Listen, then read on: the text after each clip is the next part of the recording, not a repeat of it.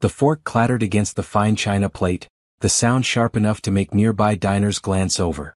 Ethan Wright watched his blind date, a woman named Rebecca who wore too much perfume and an expression of barely concealed disgust, push back her chair with enough force to make it scrape against the polished floor. "You didn't tell me you were deaf," she said, her lips moving in that exaggerated way people used when they thought it helped. "It didn't?" Ethan had been reading lips since he was 4 years old, and hers were forming words dripping with contempt. "I don't have time for this. I'm sorry, but I can't do this." She grabbed her designer purse, the kind that cost more than most people's monthly rent, and walked away without looking back. The waiter approached cautiously, clearly unsure whether to clear her plate or pretend nothing had happened. Ethan signed slowly, spelling out the words, "Just the check, please." The restaurant hummed with holiday cheer around him.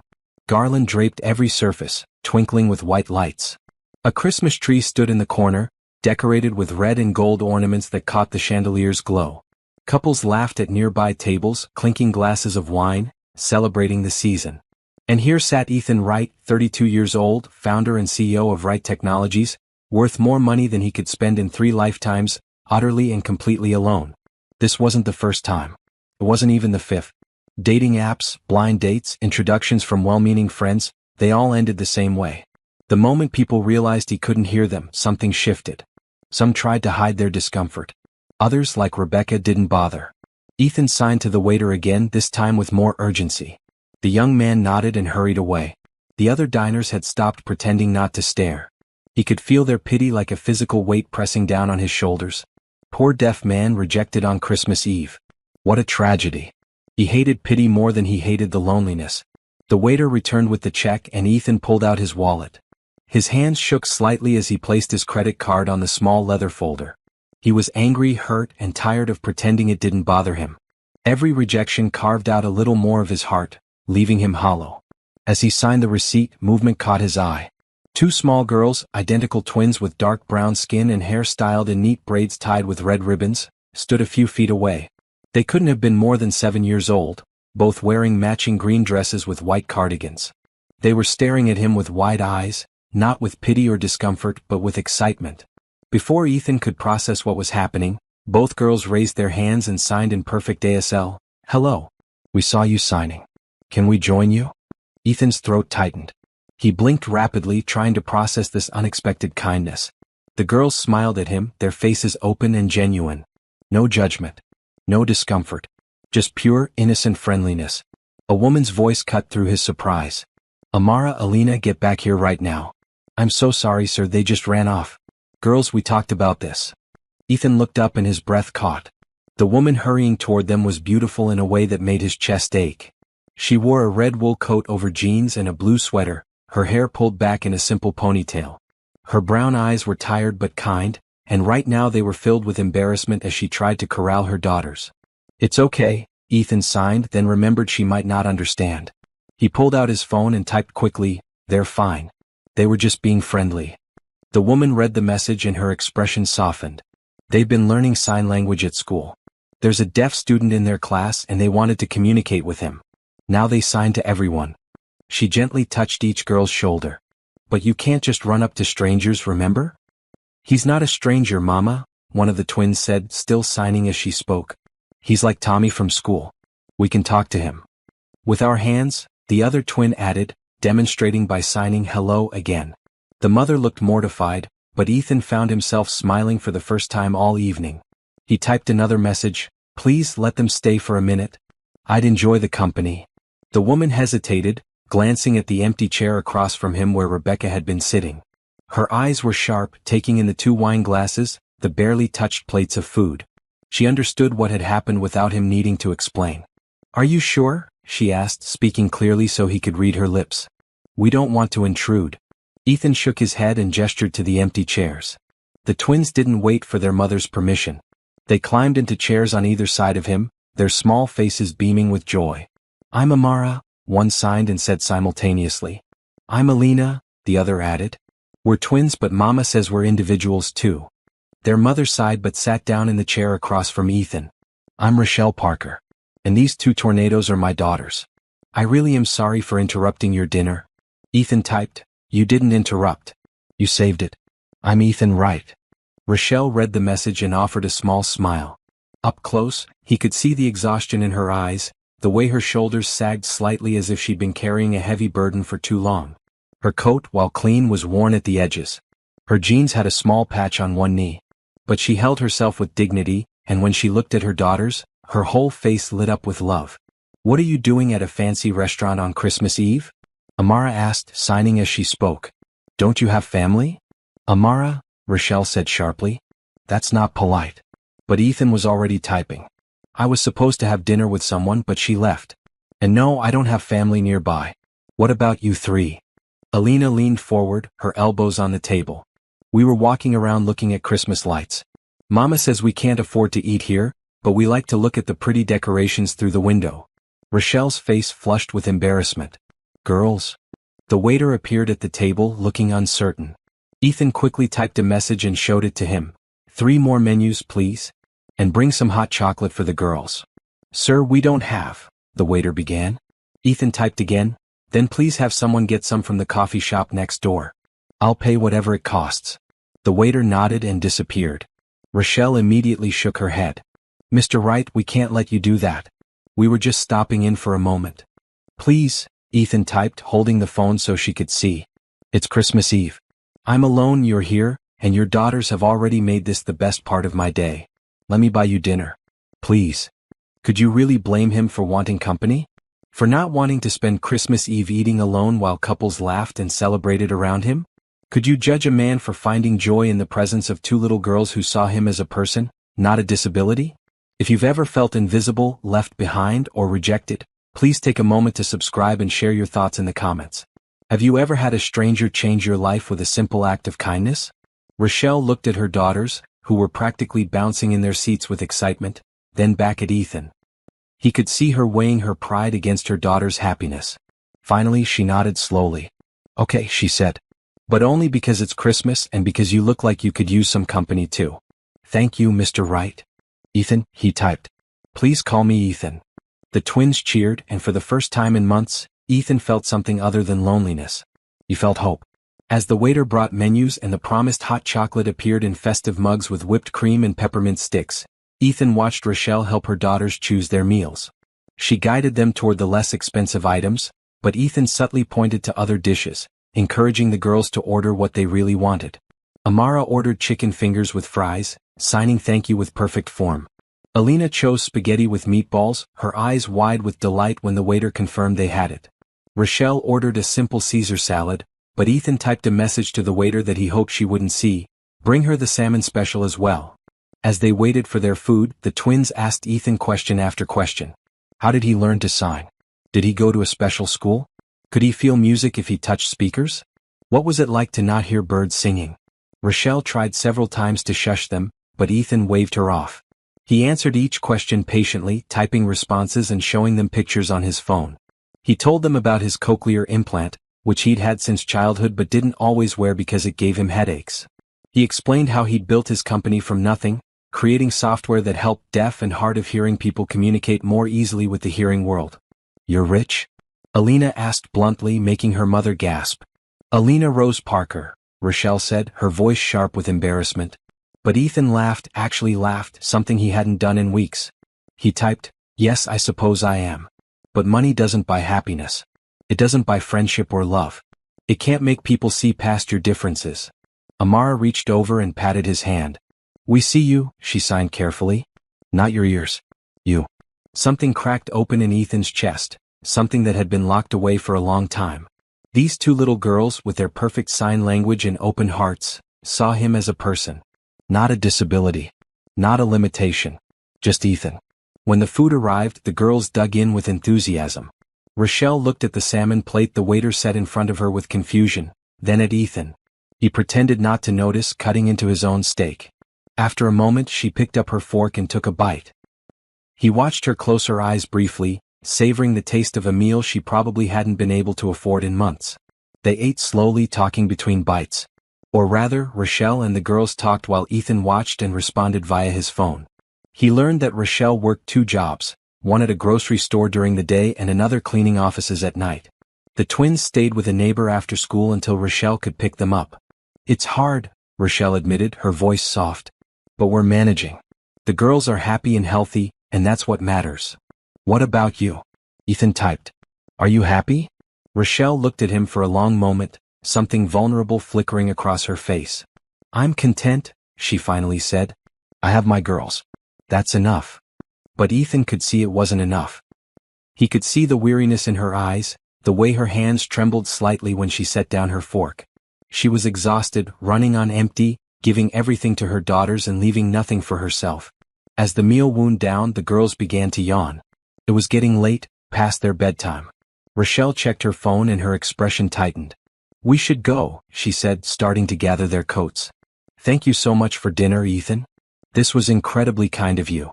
Where are you staying tonight? Ethan typed before she could stand up. Rochelle hesitated, and in that hesitation Ethan saw everything. The worry. The fear.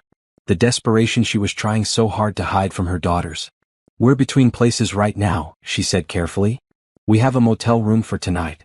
We'll figure out something more permanent after Christmas. The twins were occupied with stirring the remains of their hot chocolate, not paying attention to their mother's words. But Ethan heard what Rochelle wasn't saying. They'd been evicted. They had nowhere to go. On Christmas Eve, this woman and her two beautiful daughters were going to sleep in a motel room, probably one in a rough neighborhood, the kind of place where she'd have to wedge a chair under the door and lie awake all night to keep her children safe. Ethan's mind raced. He could help. He should help. But he'd learned from experience that people had pride, especially people like Rochelle who worked hard and asked for nothing. If he offered wrong, she'd refuse. She'd walk out of this restaurant and he'd never see her again. But if he didn't offer, if he let them walk away, he'd never forgive himself. He typed slowly, choosing his words carefully. I have a townhouse that's been sitting empty for 6 months. 3 bedrooms, fully furnished. I bought it as an investment property but haven't found the right tenant yet. You could stay there just for a few days until you find something permanent. No rent, just keep it clean. Rochelle stared at the message, her lips pressed into a thin line. I can't, she said. That's too much. We don't even know you. Mama, Amara said, signing as she spoke. Mr. Ethan is nice. And you said the motel smells funny. It does smell funny, Alina confirmed. Like old socks and sadness. Despite the seriousness of the situation, Ethan had to suppress a smile. Rochelle looked torn, glancing between her daughters and Ethan. He could see her wavering, her practical side warring with her pride. He typed another message. Your daughters need a safe place to sleep. Let me help. Please. Consider it a Christmas gift. The fight went out of Rochelle's shoulders. She looked at her daughters, then back at Ethan. Why? She asked simply. Why would you do this for strangers? Ethan thought about Rebecca walking out. About all the other dates who'd made excuses and disappeared. About sitting in his penthouse apartment, surrounded by luxury but drowning in loneliness. About these 2 little girls who'd seen him as a person worth knowing. He typed, because your daughters reminded me that kindness exists. Because you all walked into my life when I needed it most. Because it's Christmas and nobody should spend it in a motel that smells like old socks and sadness. Rochelle laughed, a sound that was half sob. She wiped at her eyes quickly, trying to hide the tears. Okay, she whispered. Okay. But just for a few days until I can find something we can afford. And I'll pay you back somehow, I promise. There's nothing to pay back, Ethan typed. Just let me help. As they left the restaurant together, Ethan arranged for a car to take them to the townhouse. The twins held his hands, one on each side, swinging their arms as they walked. Rochelle walked beside them, her red coat bright against the falling snow. Ethan looked up at the night sky, at the snowflakes drifting down through the Christmas lights strung across the street. For the first time in his life, being deaf had led to something beautiful. Those 2 little girls had noticed him signing. They'd approached him because of his deafness, not despite it. Maybe, just maybe, this Christmas was going to change everything. The townhouse sat on a quiet street lined with old oak trees, their branches bare but elegant against the winter sky. Ethan watched from the car as Rochelle and the twins stood on the sidewalk, staring up at the red brick building with wide eyes. This is it? Rochelle asked, turning to face him. This is your empty investment property? Ethan nodded, typing quickly on his phone. 3 bedrooms upstairs, updated kitchen, furnished. The heat works, and I had someone stock the fridge last month before I decided to hold off on renting it out. Rochelle's hands shook as she accepted the key he offered. Ethan, this is too much. This place must be worth. It's worth more to me knowing you and the girls will be safe, he typed. Please. Go inside, get settled. There are fresh linens in the closet. Make yourselves at home. Amara and Alina were already racing up the front steps, their excitement boundless despite the late hour. Rochelle looked like she wanted to argue more, but exhaustion won out. She simply nodded, whispered, "Thank you," and followed her daughters inside. Ethan waited in the car until he saw lights turn on in the windows. He watched shadows move across the curtains as Rochelle and the girls explored their temporary home. Only when he was certain they were safely inside did he signal the driver to leave. That night, alone in his penthouse apartment 30 floors above the city, Ethan couldn't sleep. He kept thinking about Rochelle's tired eyes, the twins' enthusiasm for life despite their circumstances. He thought about how naturally they'd communicated with him, how they'd made him feel normal for the first time in years. The next morning, Christmas Day, Ethan's phone buzzed with a text message. Unknown number. He opened it. "This is Rochelle. The twins found your number on the fridge note. They're asking if you have plans today. If not, would you like to join us for Christmas breakfast? We can't offer much, but we make excellent pancakes." Ethan stared at the message for a full minute. He'd planned to spend Christmas the way he spent most holidays, working, reviewing quarterly reports, maybe ordering takeout that would sit half-eaten on his desk. The idea of a real Christmas morning with a family, even a temporary borrowed one, made his chest tight. He typed back, "I'd love to. What time?" "Whenever you want. We're not going anywhere." Ethan arrived at the townhouse at 9 o'clock, carrying bags from the nearby grocery store. He'd spent an hour walking the aisles, picking out ingredients for a proper Christmas breakfast. Eggs, bacon, fresh fruit, orange juice, cinnamon rolls, and everything needed for hot chocolate from scratch. Rochelle answered the door wearing the same jeans from last night but a different sweater, this one green with a reindeer on the front. Her hair was down now, falling in soft waves around her shoulders.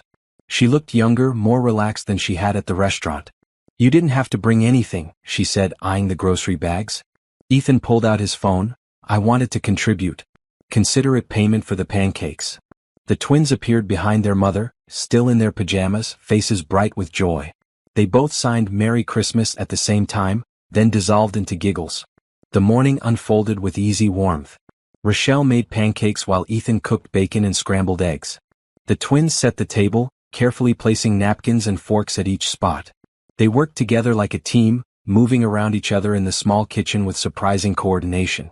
When Rochelle needed something from a high shelf, Ethan reached it for her. When he couldn't find the spatula, Amara pointed it out. When Alina spilled orange juice, they all cleaned it up together without fuss or blame. They ate at the small dining table, the twins chattering non-stop about everything they discovered in the house. Their bedroom had twin beds with matching blue comforters. The bathroom had a tub big enough for bubble baths. The backyard had a tree perfect for climbing when the weather got warmer. Ethan watched Rochelle as she listened to her daughters, her face soft with contentment. She caught him looking and smiled, a genuine smile that reached her eyes. He quickly looked down at his plate, his heart beating faster than it should. After breakfast they moved to the living room. Ethan had noticed a small fake Christmas tree in the corner, still in its box. Without discussion they all worked together to set it up. The twins hung ornaments they'd apparently found in a storage closet while Rochelle and Ethan wrestled with the light strings. "The previous owner must have left these decorations," Rochelle said, holding up a silver star. "They're beautiful." Ethan didn't tell her that he'd had his assistant purchase everything yesterday evening and have it delivered. The tree, the ornaments, the lights, all of it. He wanted them to have a real Christmas, not just a roof over their heads. When the tree was finished, they sat on the floor around it, admiring their work. The twins leaned against Ethan, one on each side, completely comfortable.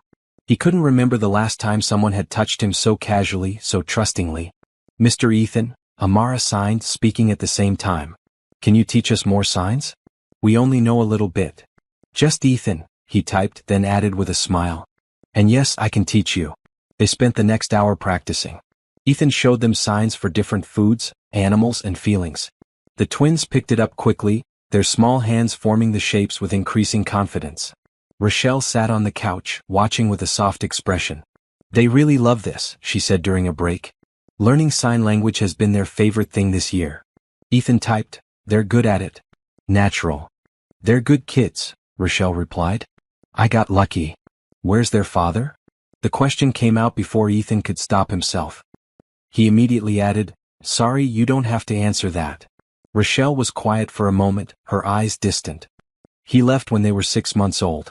Said he didn't sign up for twins, didn't want the responsibility. I haven't seen him since. He sends money sometimes when he remembers, but it's never regular. Ethan felt anger rise in his chest. What kind of man abandoned his children? His beautiful daughters? I'm sorry, he typed. Don't be, Rochelle said firmly. We're better off without him. The girls are happy, healthy, and loved. That's what matters. But Ethan could see the cost written on her face, in the shadows under her eyes, in the way her shoulders carried tension even when she smiled. Raising twins alone, working 2 jobs, never having a moment to rest or breathe or just be. How long could someone keep that up before they broke? Alina climbed into her mother's lap, yawning. The excitement of the morning was catching up with her. Amara wasn't far behind, her eyes drooping as she leaned harder against Ethan. Nap time, Rochelle announced, gently lifting Alina. Come on girls. Let's rest for a bit. The twins protested but didn't resist much. As Rochelle carried them upstairs, Ethan stood and began cleaning up the breakfast dishes. He was rinsing plates when Rochelle returned. You don't have to do that, she said, moving to help anyway. They worked side by side in comfortable silence. Ethan washed, Rochelle dried. It felt domestic, normal, like something they'd done 100 times before instead of just once. When the last dish was put away, Rochelle made tea and they sat at the kitchen table. She wrapped her hands around her mug, watching the steam rise. I need to tell you something, she said, not meeting his eyes. I got evicted 3 days ago. The landlord raised our rent by $400 and I couldn't afford it. I've been trying to find a new place, but everything in our price range is in terrible neighborhoods or requires first and last month's rent plus a deposit, and I just don't have it. I've been working 2 jobs, saving every penny, but it's never enough. The girls don't know how bad it is. I've been telling them it's an adventure, that we're going to find an even better place. She finally looked up and Ethan saw tears in her eyes. So when I say thank you, I mean it. You saved us.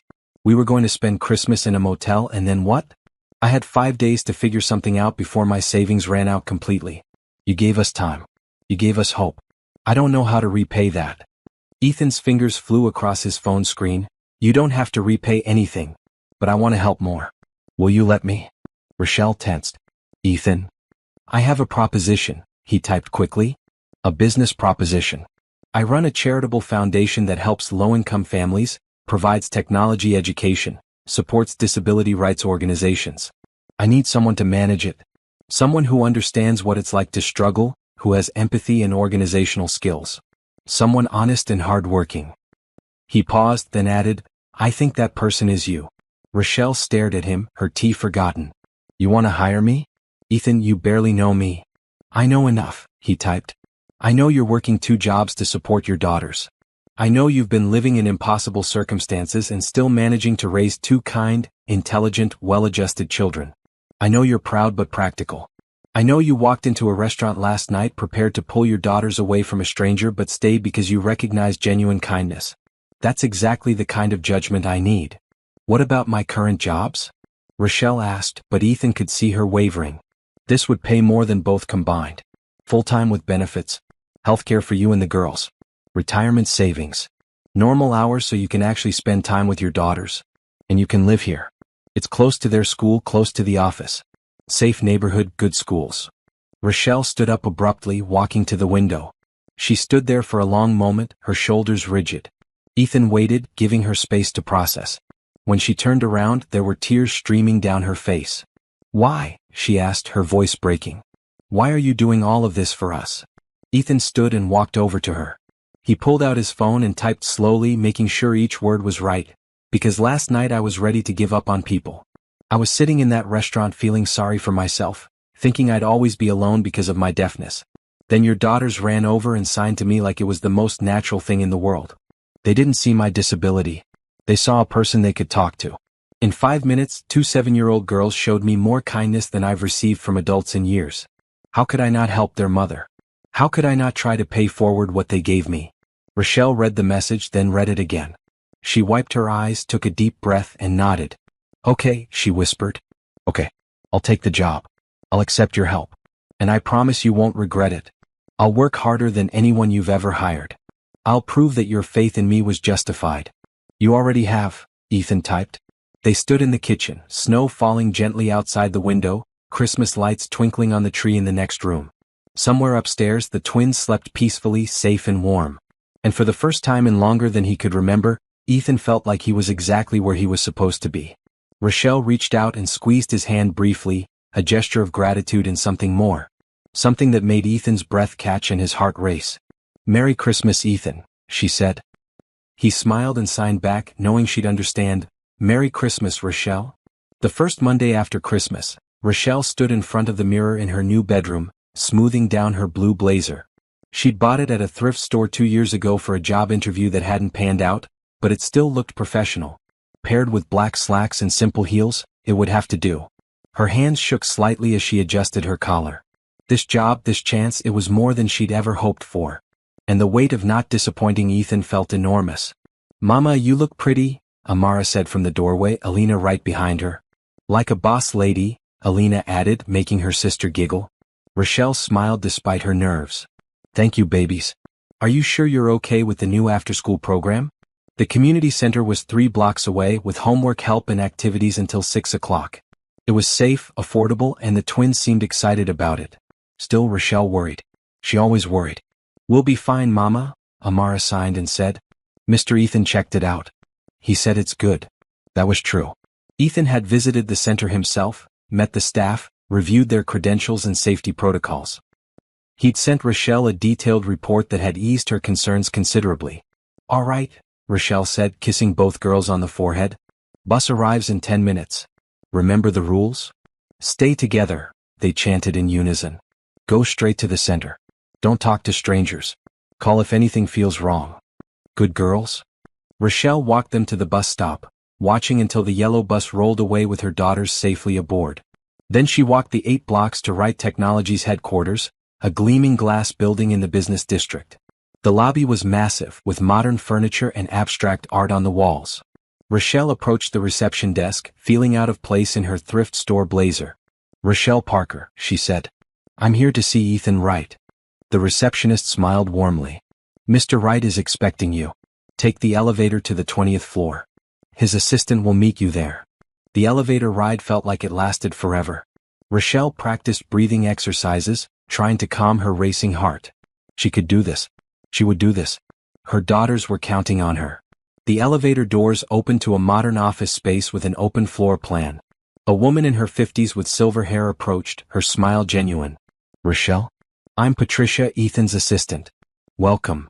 Patricia led her through the office, past cubicles where people worked at computers, through a conference room with a glass wall, to a corner office with floor-to-ceiling windows overlooking the city.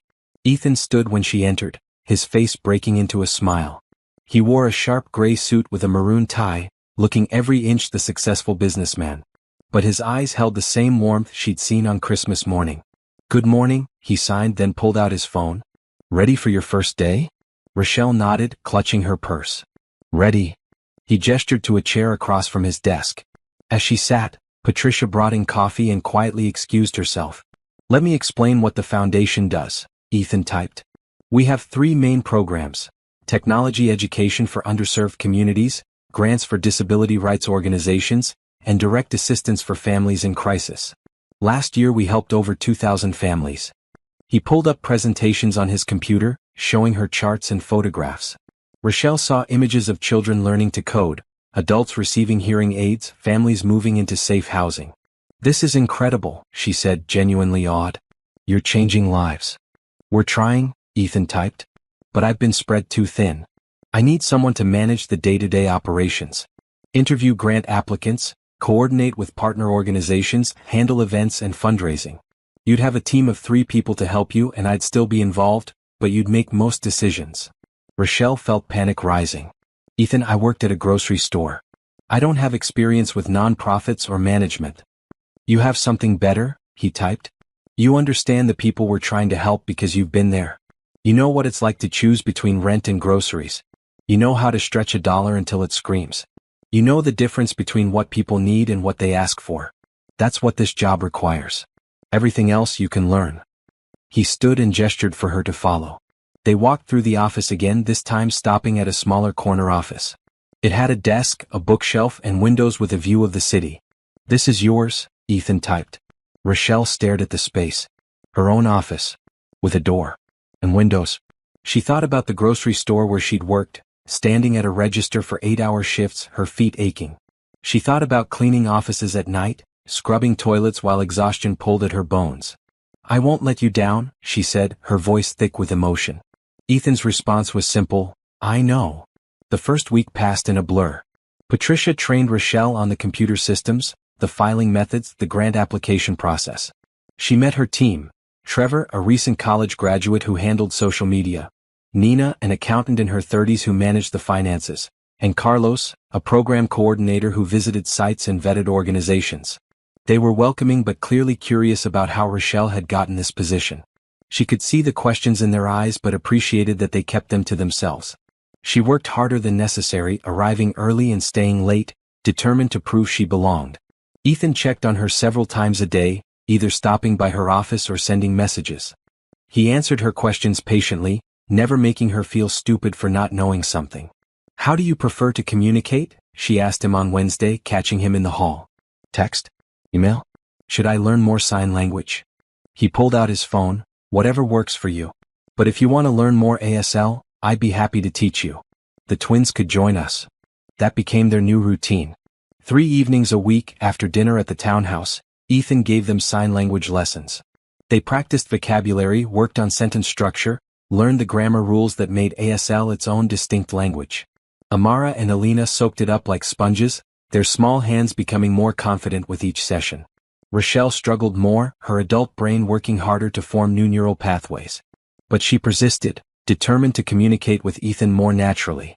During one lesson, while the twins practiced their numbers, Ethan and Rochelle sat at the kitchen table going over foundation paperwork. "Tell me about this family," Rochelle said, pointing to an application. "The Johnsons. They're asking for help with medical bills after their son's accident." Ethan read the application, then typed, "What do you think?" "I think their need is genuine," Rochelle said. "But I'm concerned about the amount. They're asking for $15,000. That's a significant portion of our emergency fund." "Keep reading," Ethan typed. Rochelle continued through the application, noting the details. The family had insurance, but it didn't cover everything. The father had taken time off work unpaid to care for his son. They were 3 months behind on rent and facing eviction. "They need help," Rochelle said finally. "But maybe we can offer something beyond just money. Could we connect them with a medical advocate? Help negotiate the bills down? Maybe partner with the hospital to set up a payment plan?" Ethan's face lit up. He typed quickly, "Perfect. That's exactly the kind of thinking we need. You're not just throwing money at the problem. You're looking for sustainable solutions." Rochelle felt warmth spread through her chest. She was good at this. Actually good at it. The realization was intoxicating. "Mama, watch us," Alina called from the living room. They looked up to see both twins signing a complex sentence about their day at school. Ethan applauded, and the girls beamed with pride. "They're really talented," Ethan typed to Rochelle. "They love it," she replied. "They talk about you constantly. Mr. Ethan this, Mr. Ethan that. You've become very important to them." Ethan's expression softened. He typed slowly, "They're important to me too. You all are." The moment stretched between them, charged with something unspoken.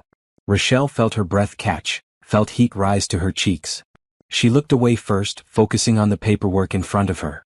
But she could feel Ethan's eyes on her, and her heart beat faster than it should. By the end of the second week, Rochelle had fully settled into her new role. She'd reviewed dozens of applications, visited 3 partner organizations, and planned her first fundraising event. Trevor had taught her social media basics, and she'd written her first blog post for the foundation's website about the importance of seeing people, not just their circumstances. It had gone viral within the nonprofit community, shared thousands of times, earning praise for its authentic voice. "You're a natural at this," Nina said over coffee in the break room. "Ethan was right to hire you." "He took a big risk," Rochelle replied. "Maybe," Nina said thoughtfully. "But Ethan has good instincts about people. And he's happier than I've seen him in years.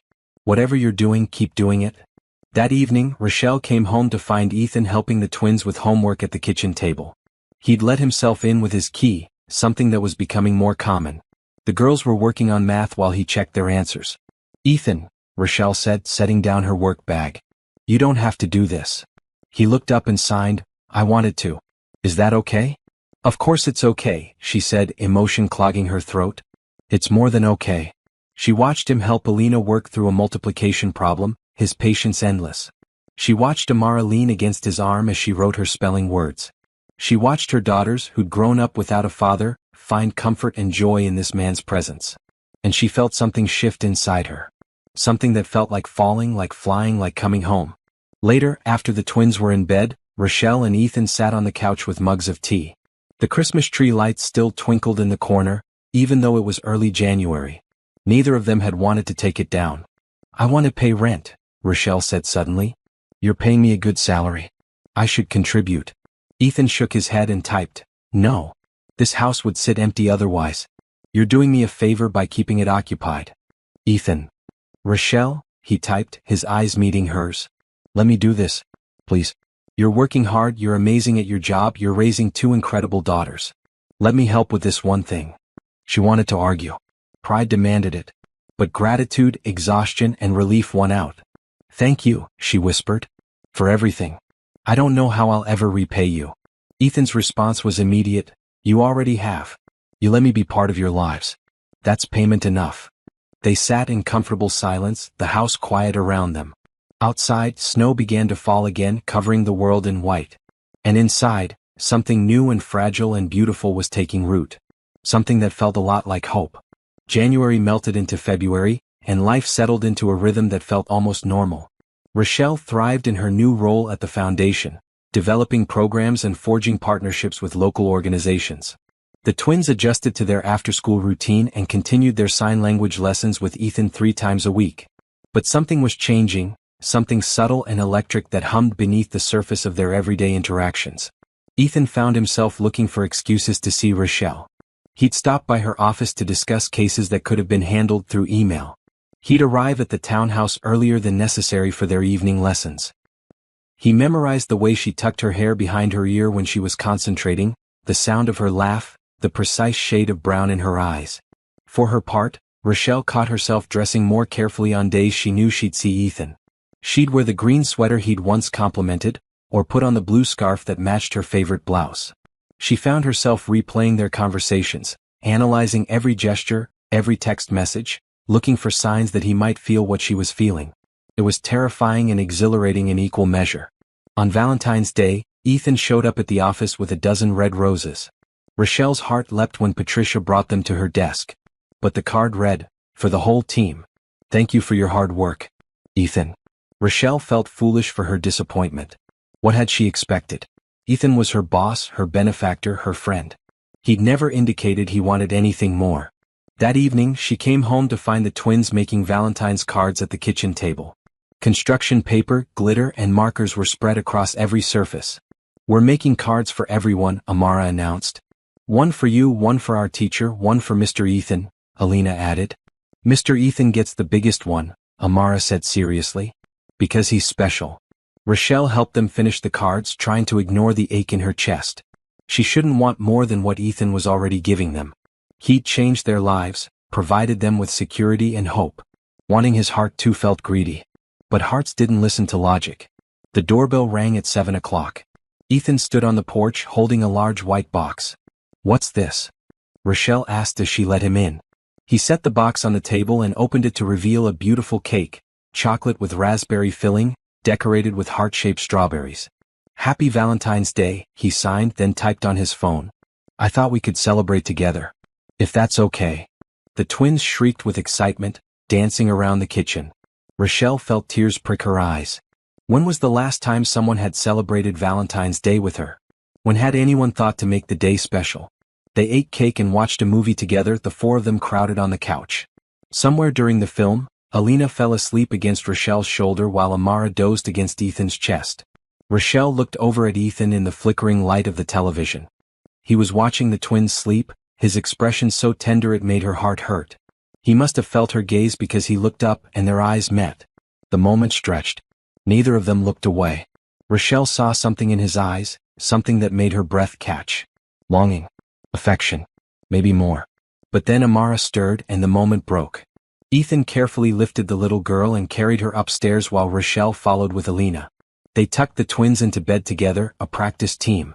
Downstairs, the air felt thick with unspoken words. Rochelle walked Ethan to the door, her heart pounding. "Thank you for tonight," she said. "The cake was perfect.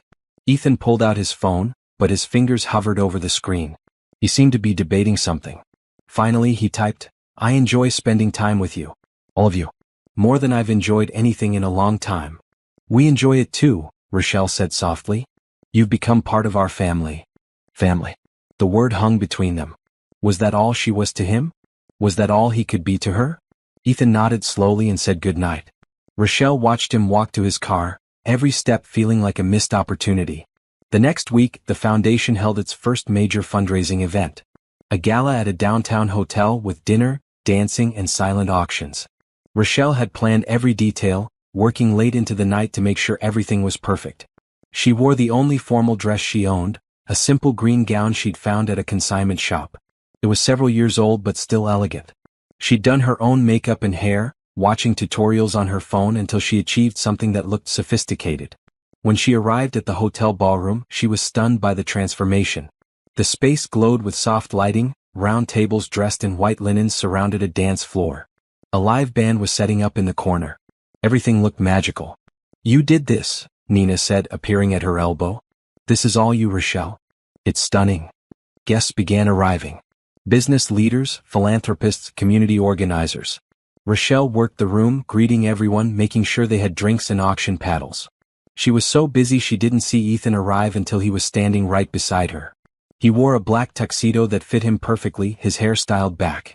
But what caught her attention was the expression on his face as he looked at her. His eyes widened, his lips parted slightly, and he stared at her like he'd never seen her before. "You look beautiful," he signed slowly, then typed it to make sure she understood. "Thank you," Rochelle said, heat rising to her cheeks. "You clean up pretty well yourself." The evening progressed smoothly. Rochelle gave a speech about the foundation's work, telling the story of a family they'd helped. Her voice was steady, confident. When she finished, the room erupted in applause. Ethan watched from his table, pride evident on his face. During dinner, he kept finding excuses to touch her. His hand on the small of her back as they navigated through the crowd. His fingers brushing hers when he handed her a glass of water. Each touch sent electricity through her body. When the band started playing, couples filled the dance floor. Rochelle stood to the side watching. She'd never been much of a dancer. And she certainly didn't expect. Ethan appeared in front of her, holding out his hand. He typed with his other hand, "Dance with me?" "Ethan, I don't know if..." He typed again, "I can't hear the music. But I can feel the rhythm through the floor. And I can hold you. That's all a dance really is." How could she refuse that? She took his hand and let him lead her to the dance floor. He pulled her close, one hand on her waist, the other holding hers. They swayed together, not quite in time with the music but finding their own rhythm.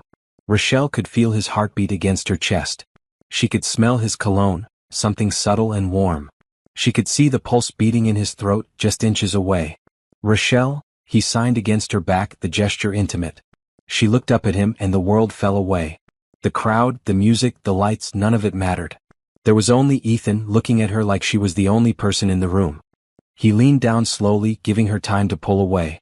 She didn't. His lips brushed against hers, soft and questioning. She answered by pressing closer, her hand sliding up to cup the back of his neck.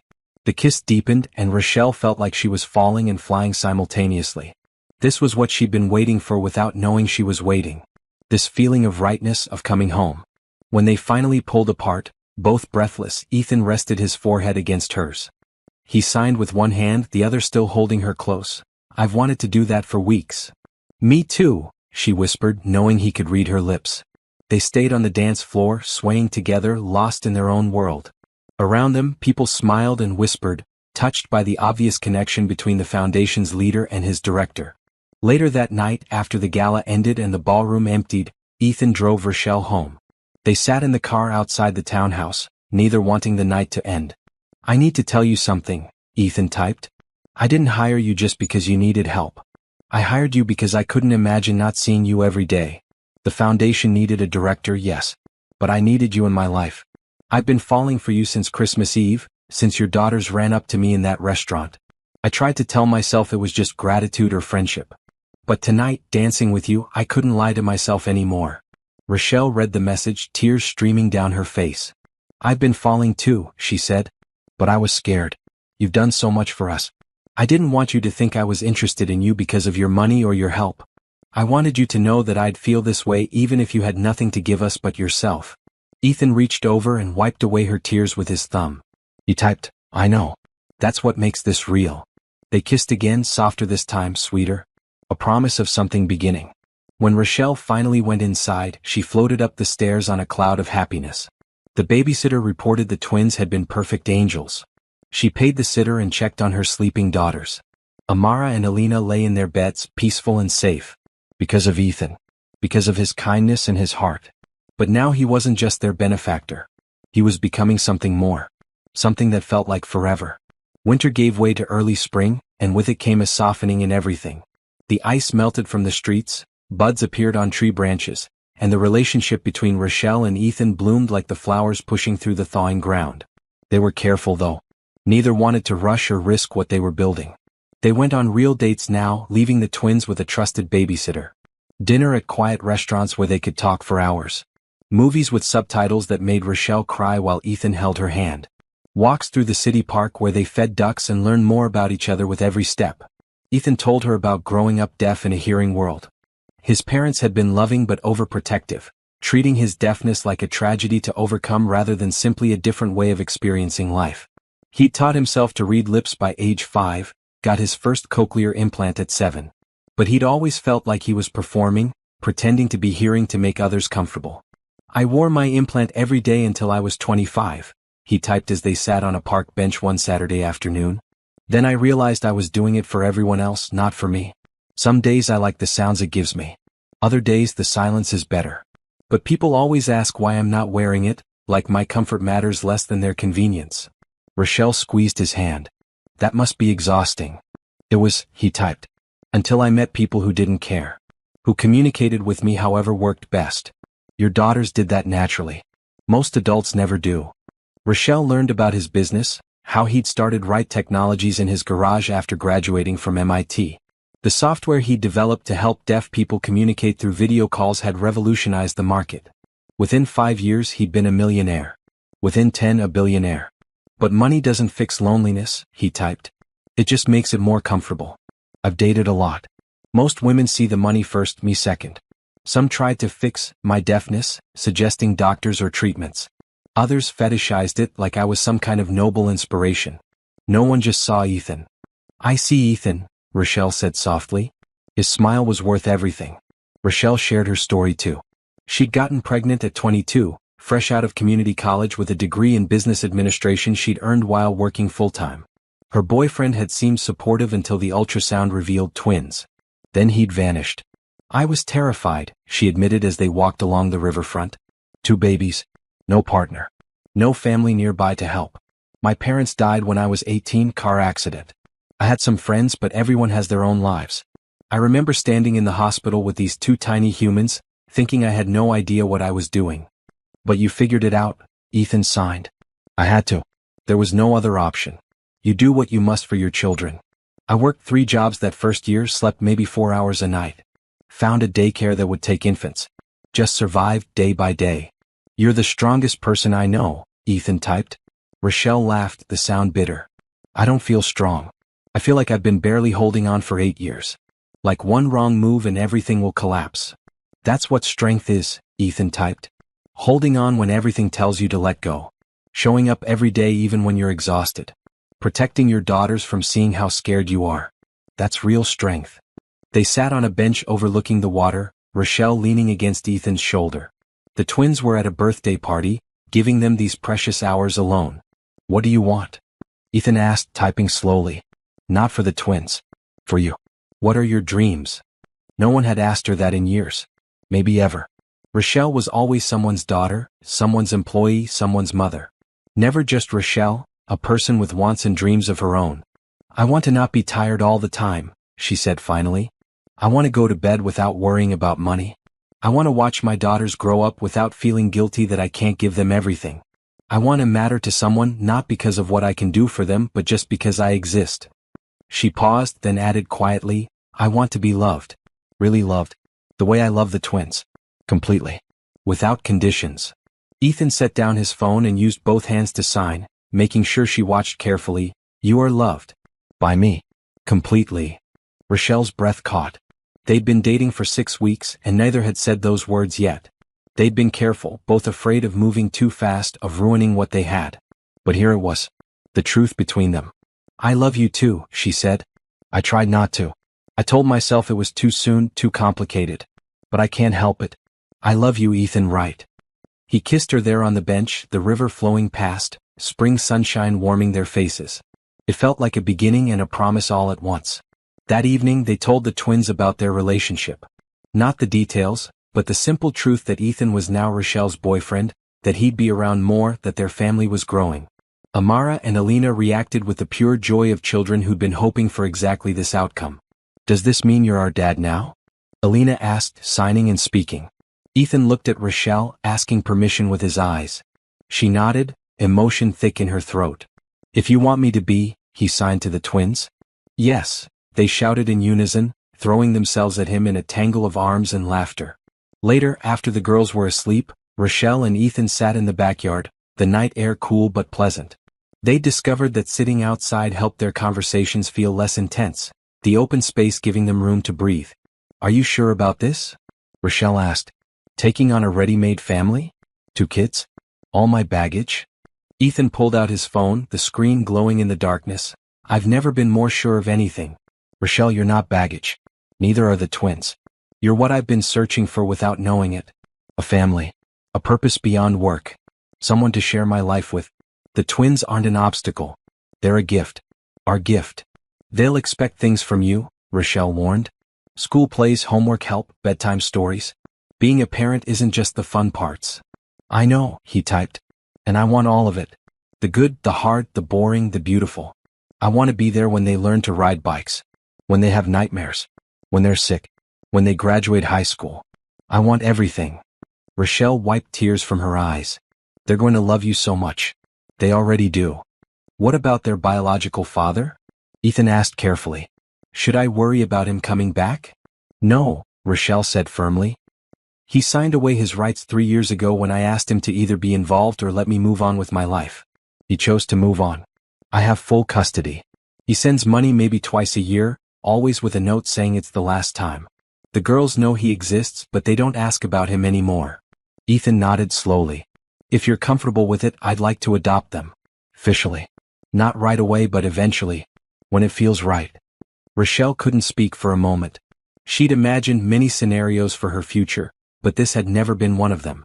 A man who wanted to adopt her children, who saw them not as obligations but as desired members of his life. "Let's take it slow," she finally managed. "Let them get used to you being around more. Let us all figure out how this works. Then we can talk about legal stuff." "Slow is good," Ethan agreed, pulling her closer. "We have time." The weeks that followed were some of the happiest Rochelle had ever known. Ethan became a constant presence in their lives.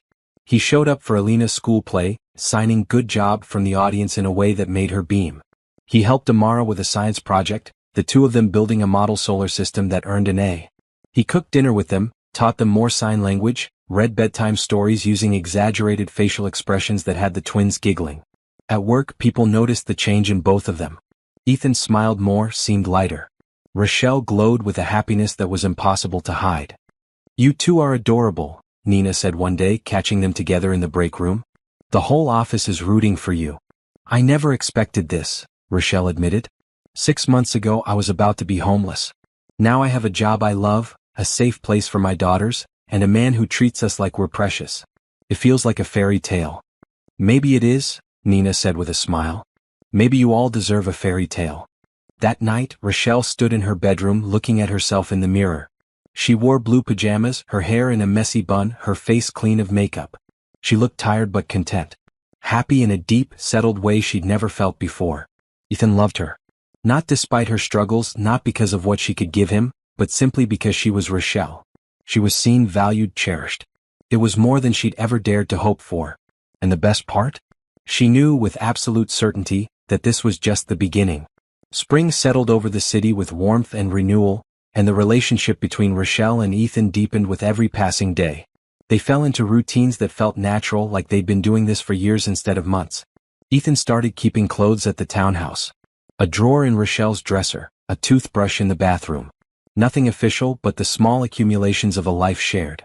He'd stay for dinner most nights, help with homework, read bedtime stories to the twins. Then he and Rochelle would sit together on the couch, talking about their days, making plans, simply existing in each other's presence. The twins adored him. They'd rush to the door when he arrived, competing to tell him about their day. Amara wanted to show him every drawing she made. Alina insisted he judge all her impromptu dance performances. They'd started calling him Dad, sometimes testing the word out, seeing how it felt. It felt right. Rochelle watched this evolution with joy and terror in equal measure. She'd spent 8 years as the sole parent, making every decision, bearing every burden. Letting someone else in, trusting someone else with her daughter's hearts, was the scariest thing she'd ever done. But Ethan proved trustworthy every single day. When Alina fell off the monkey bars at school and broke her wrist, Ethan left a meeting to meet them at the emergency room. He sat with Alina through the x-rays, holding her other hand, keeping her calm with funny faces and gentle signs. When Amara had a meltdown over a math test she'd failed, Ethan spent 2 hours working through the concepts with her, patient and encouraging until she understood. Then he took her for ice cream and told her about all the times he'd failed tests in school, how failure was just information about what to study next. He showed up. Every time. Without fail. One evening in April, Rochelle's car died completely. The mechanic said the transmission was gone, repairs would cost more than the car was worth. She stood in the garage, staring at the useless vehicle, fighting tears. She'd bought this car 6 years ago, saving for months to afford even this beaten-up sedan. It had been reliable enough, getting her to work, getting the twins to school. But now it was dead and she had no savings for a replacement. The foundation paid her well, but she'd been using most of her salary to pay off old debts. She had maybe $2,000 in the bank. Ethan found her there, her shoulders shaking with silent sobs. "What's wrong?" he signed, concern creasing his face. She explained about the car, about how she couldn't afford a new one, about how she'd need to take the bus, which meant leaving earlier for work, getting home later, having less time with the twins. Ethan listened, then pulled out his phone. "I'll buy you a car." "No," Rochelle said immediately. "Ethan, no. You've already done so much. I can't accept that." "Why not?" he typed. "I have the money. You need a car. It's simple." "It's not simple," Rochelle said, frustration and embarrassment making her voice sharp. "You've given us a house, a job, your time, your love. I can't keep taking from you. At some point, I need to stand on my own." Ethan set his phone down and took her hands, making sure she was looking at him before he signed. "You are standing on your own. You work hard every day. You're an amazing mother. You're brilliant at your job. Taking help isn't weakness. Smart.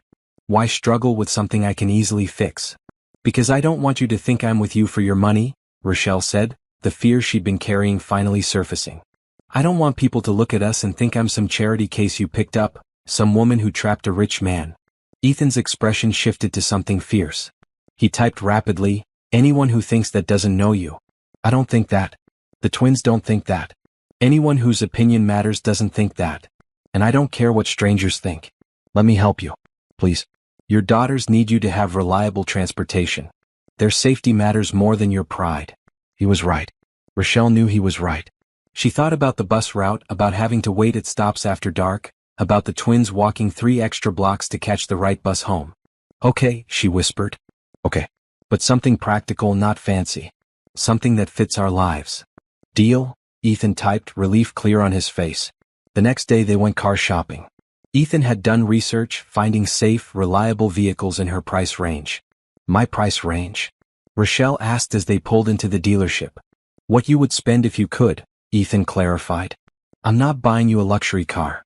I'm buying you a safe, dependable vehicle with good gas mileage and high safety ratings. That's what you'd choose for yourself." They settled on a blue SUV, 3 years old, with excellent crash test scores and room for the twins' sports equipment and school projects. When the salesman quoted the price, Rochelle's stomach dropped. $20,000. But Ethan simply pulled out his credit card and handed it over.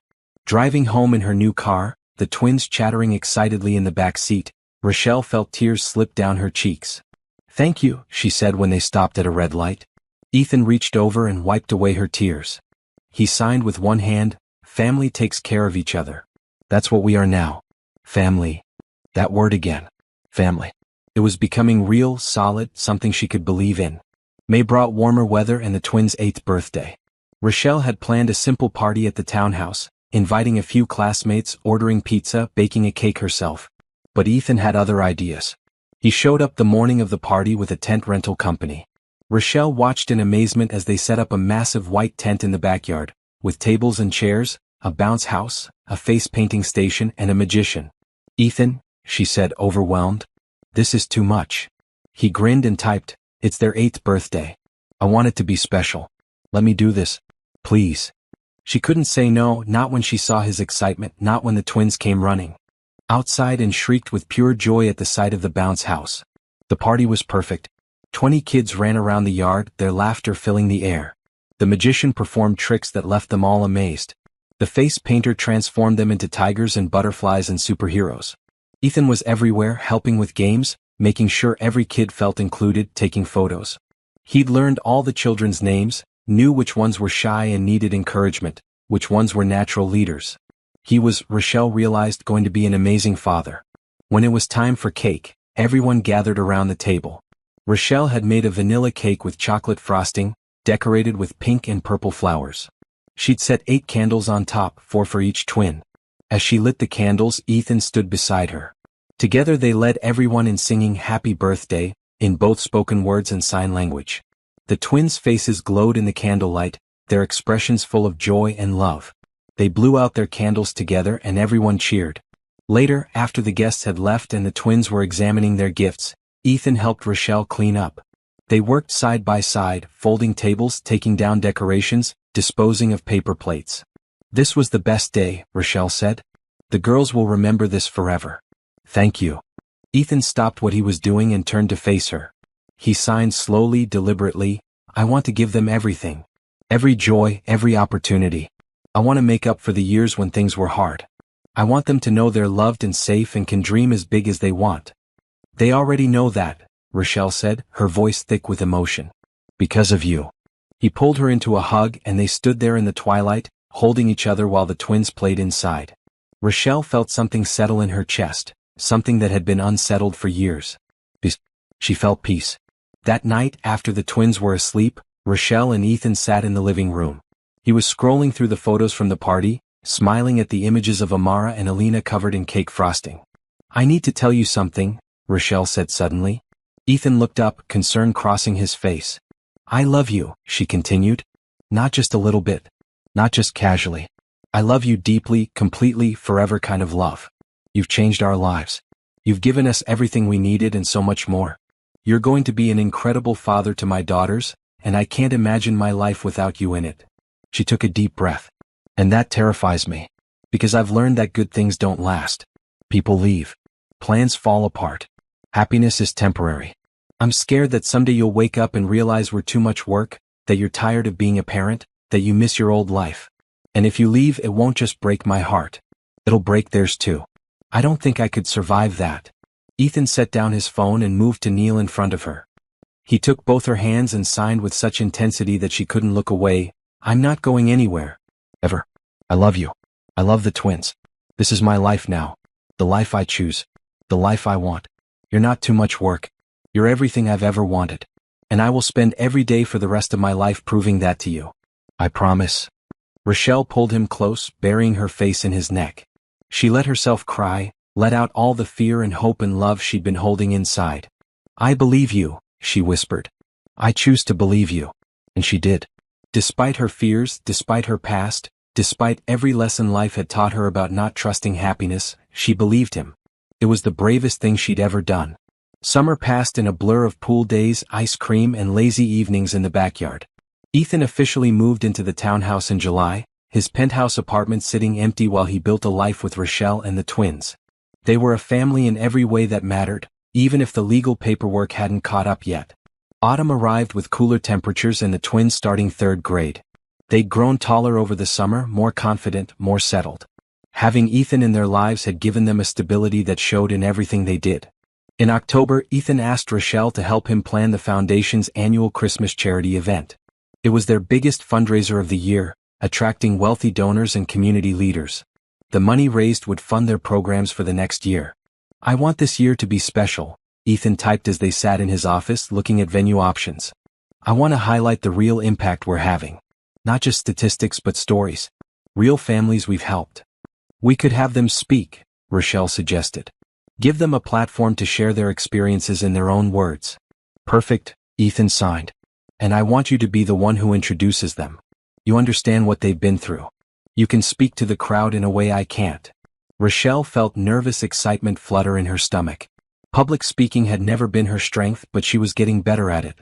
And Ethan's faith in her made her want to try. They spent the next 2 months planning every detail. Rochelle coordinated with caterers, decorated committees, the audiovisual team. She reached out to families they'd helped, asking if they'd be willing to share their stories. She wrote speeches, revised them, practiced in front of the mirror. The twins were part of it too. Ethan arranged for them to perform a sign language piece at the event, a song about hope and kindness that would move the audience. As December arrived, preparations intensified. Rochelle found herself working late nights, coordinating with vendors, solving last-minute problems. Ethan was beside her through all of it, supporting her, trusting her judgment, backing her decisions. One evening, a week before the event, Rochelle collapsed on the couch with a groan. "Why did we think we could pull this off?" she asked. "There are 1,000 details and not enough time." Ethan sat beside her, pulling her feet into his lap and massaging them. He typed with one hand, "Because we're amazing. And it's going to be perfect. You've planned everything brilliantly. Trust yourself." "I'm so nervous about my speech," Rochelle admitted. "What if I mess up? What if people don't connect with what I'm saying?" "They will," Ethan typed. "Because you speak from the heart. You don't perform emotion. You live it. That's what makes you special." For the event, Rochelle bought a new dress. Something she chose herself, paid for with money she'd earned. It was blue, floor-length, with delicate beading around the neckline. When she tried it on at home, twirling in front of the mirror, the twins clapped and told her she looked like a princess. Ethan's expression when he saw her, though, that was everything. He stared at her for a long moment, then signed slowly, "You're breathtaking. The most beautiful woman I've ever seen." The night of the event arrived with perfect weather. Clear, cold, stars visible in the winter sky. The hotel ballroom looked magical, transformed by Rochelle's vision into a winter wonderland. White lights hung from the ceiling like stars. Tables were dressed in silver and blue. Ice sculptures decorated the corners. A small stage stood at the front, ready for the evening's presentations. Guests began arriving at 6 o'clock. Rochelle stood at the entrance in her blue dress, greeting everyone, making small talk, directing people to their tables. She felt nervous but confident, knowing she looked good, knowing the event would be successful. Ethan worked the room with ease, his tuxedo making him look every inch the successful businessman. But he kept glancing over at Rochelle, and every time their eyes met, he smiled. Dinner was served at 7.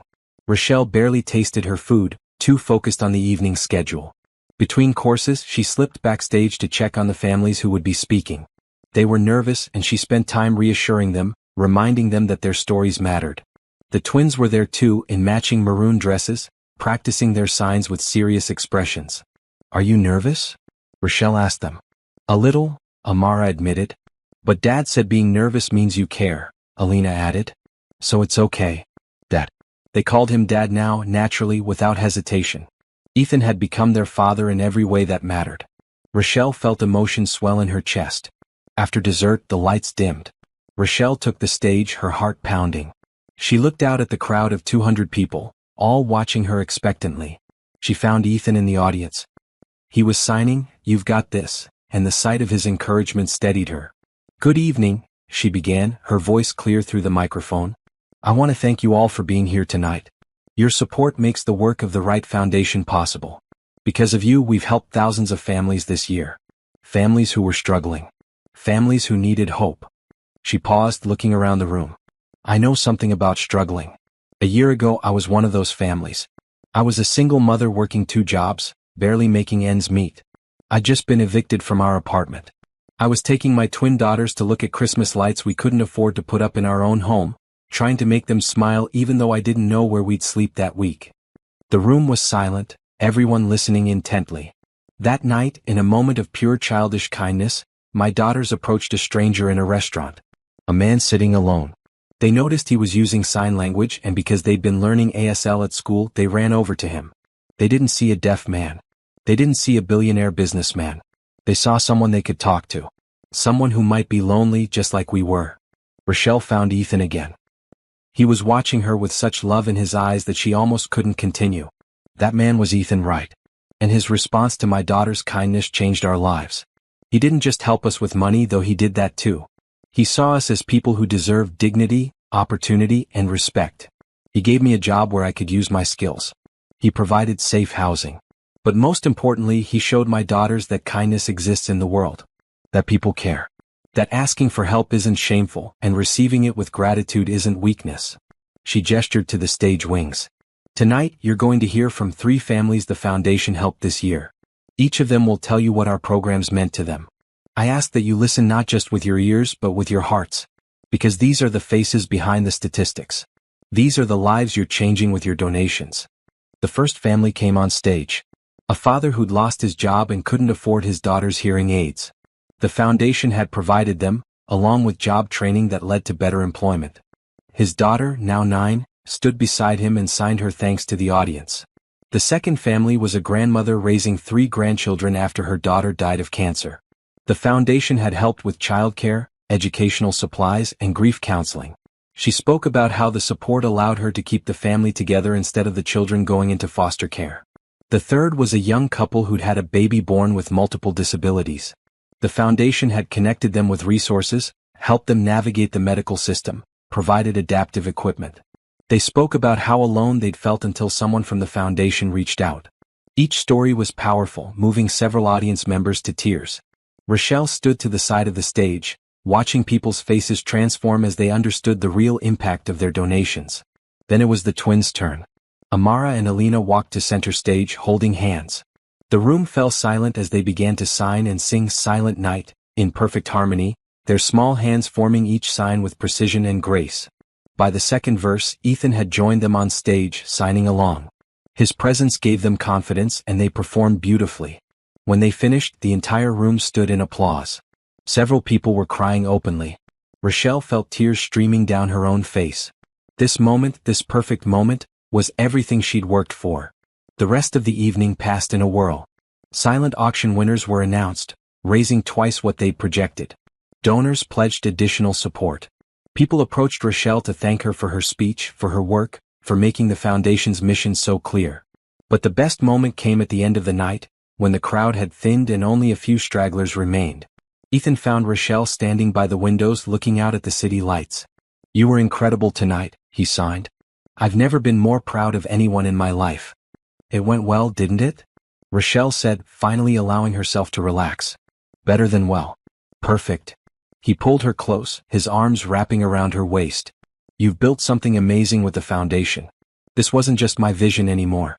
It's yours too. Our shared purpose." Rochelle leaned back against him, feeling content and exhausted in equal measure. "I never imagined my life could be like this," she admitted. "A year ago I was desperate and afraid. Now I'm standing here in a ballroom wearing a beautiful dress, doing work that matters. With a man who loves me and daughters who are happy and thriving."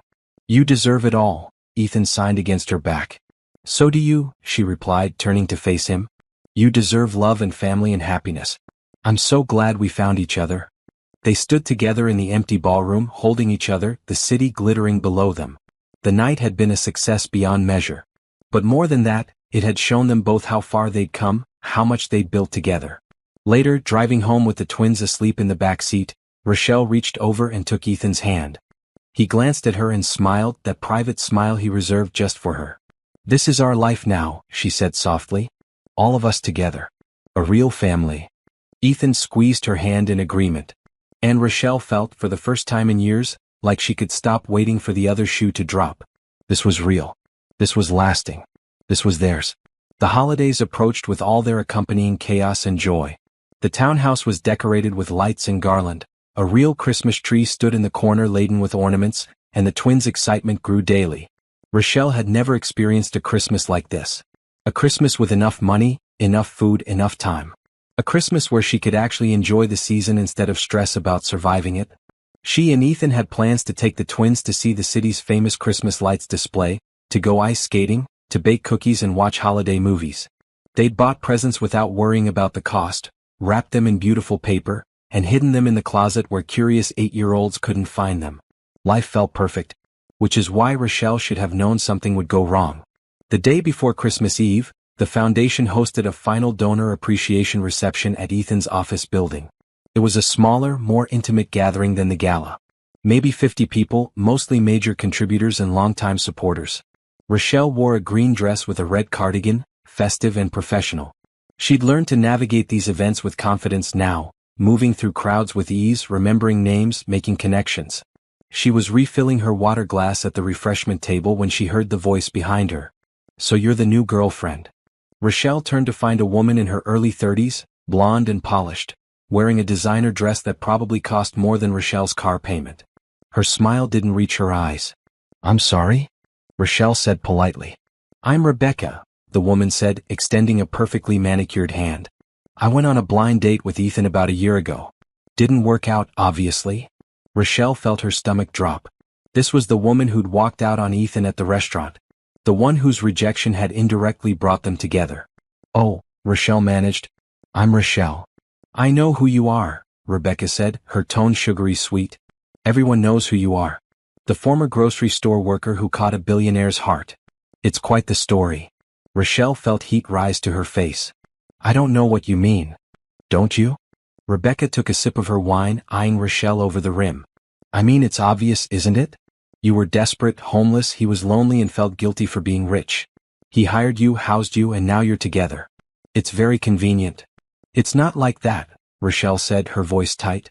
"Of course you'd say that," Rebecca replied. "But everyone's thinking it. Poor Ethan, taken in by a woman who saw his bank account and decided to play the long game.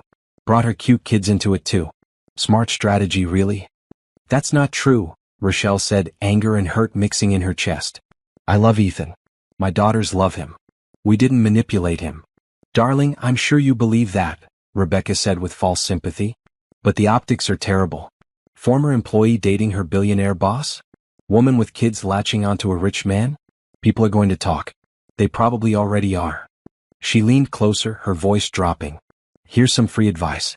When the novelty wears off, when he realizes what a burden a ready-made family really is, don't make it messy. Take a nice settlement and disappear gracefully. It'll be better for everyone, especially those girls of yours." Rebecca walked away, leaving Rochelle standing frozen by the refreshment table. Her hands shook as she set down her water glass. The room suddenly felt too hot, too crowded. She couldn't breathe. Were people really thinking that? Was everyone at this party looking at her and seeing a gold digger? A woman who'd used her daughters to trap a wealthy man? She thought about the townhouse Ethan had given them, the job, the car, the Christmas presents piling up at home. She thought about how quickly her life had changed, how she'd gone from desperation to comfort in less than a year. It did look suspicious, didn't it? From the outside. Rochelle made it through the rest of the reception on autopilot, smiling and nodding but hearing nothing. When it finally ended, she told Ethan she wasn't feeling well and asked if he could take the twins to their friend's house for a sleepover. She needed to be alone. Back at the townhouse, Rochelle stood in the middle of the living room and tried to breathe. The Christmas tree lights blurred through her tears. All the decorations, all the gifts, all the evidence of a happy life suddenly felt like props in a play she was performing. Was Rebecca right? Had she used Ethan? Even subconsciously? She'd been desperate that night at the restaurant. Homeless, broke, terrified. When Ethan had offered help, she'd taken it. She'd said yes to the job even though she wasn't qualified. She'd moved into his house. She'd let him buy her a car. And then she'd fallen in love with him. But what if she'd fallen in love with the security he provided, not the man himself? What if her feelings were just gratitude disguised as romance? The front door opened. Ethan came in, concern written all over his face. He pulled out his phone immediately. "What's wrong? You left so quickly." "I need to ask you something," Rochelle said, not meeting his eyes. "And I need you to be honest with me." Ethan nodded, setting down his phone to sign, "Always." "Do you think I'm with you for your money?" His face showed genuine shock. He frantically typed, "What? No. Why would you ask that?" "Rebecca was at the reception tonight," Rochelle said, the words tumbling out. "She said everyone thinks I'm using you. That I saw a rich, lonely man and decided to trap him. That I used my daughters to manipulate you into caring about us. And Ethan, when I really think about it, when I look at the timeline, it's so fast. We went from strangers to a family in less than a year. That's not normal. What if she's right? What if I did use you without even realizing it?" Ethan stood very still, processing her words. Then he walked over to where she stood and took both her hands. He signed slowly, making sure she understood every word. "Rochelle. Look at me." She raised her eyes to his. You did not use me, he signed. You did not manipulate me. You did not trap me. I offered you help because I wanted to. I hired you because you're brilliant at your job, which you've proven every single day. I fell in love with you because you're kind, strong, funny, and real. Because you see me as Ethan, not as money or a disability or anything else. Because your daughters remind me every day that people can be genuinely good. He paused, his hands moving with intensity. Rebecca is bitter because I rejected her. She walked out on our date before she even knew me. Her opinion doesn't matter. And anyone who thinks you're using me doesn't know either of us. Rochelle felt tears streaming down her face. But what if they're right? What if I am just grateful and not actually in love? Ethan pulled out his phone and typed rapidly, then answer this. Do you feel happy when you see me? Do you think about me when we're apart? Does it hurt when you imagine your life without me in it? Do you care about my feelings, my dreams, my happiness as much as your own? When you look at me, do you see a man you want to spend forever with, or do you see a bank account? Rochelle considered each question honestly. She thought about how her heart raced when Ethan walked into her room. How she looked forward to telling him about her day, to hearing his thoughts on everything from politics to which cereal the twins should eat. How the idea of him leaving made her chest ache. How she worried about his happiness, wanted him to feel loved and valued and seen. I see you, she whispered. Just you. The man who makes me laugh. The man who reads bedtime stories with exaggerated expressions because it makes the twins giggle. The man who remembers my coffee order and brings me lunch when I'm too busy to eat. The man who sees all my flaws and loves me anyway. Then that's your answer, Ethan typed. You love me. I love you. What anyone else thinks is irrelevant. But people are talking, Rochelle said. Let them talk, Ethan typed. People always talk. They talked when I became successful so young. They talked when I moved my company headquarters. They talk about everything. But their opinions don't change the truth. We know what we have. That's what matters. Rochelle collapsed onto the couch, exhausted. I'm sorry. I should have trusted what we have. I should have ignored her. Ethan sat beside her and typed, You're allowed to have doubts. You're allowed to ask questions. I'd rather know what you're thinking than have you suffer in silence. But please believe me when I say this. You didn't trap me.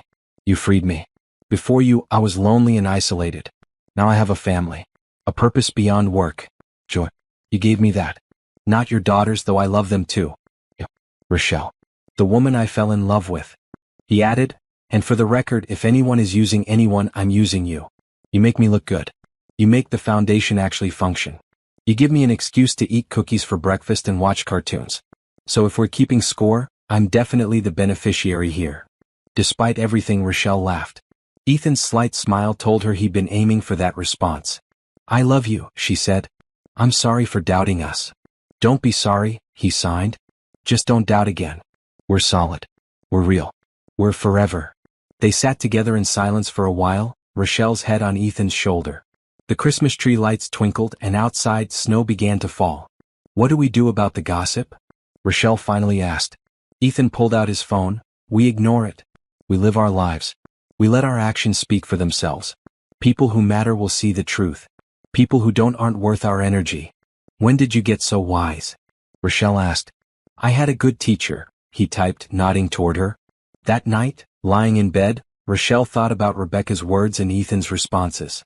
She thought about the past year, about every moment that had led them here. She'd been afraid, yes. Desperate, certainly. But she hadn't manipulated anyone. She'd simply been a mother trying to provide for her children, and she'd been grateful when help was offered. That didn't make her a gold digger. That made her human. And Ethan? He'd offered help not out of pity or naivety, but because he was genuinely kind. Because he saw people who were struggling and wanted to ease that struggle. That didn't make him a fool. That made him extraordinary. Their relationship wasn't a fairy tale or a transaction. It was real, built on mutual respect, genuine affection, and shared values.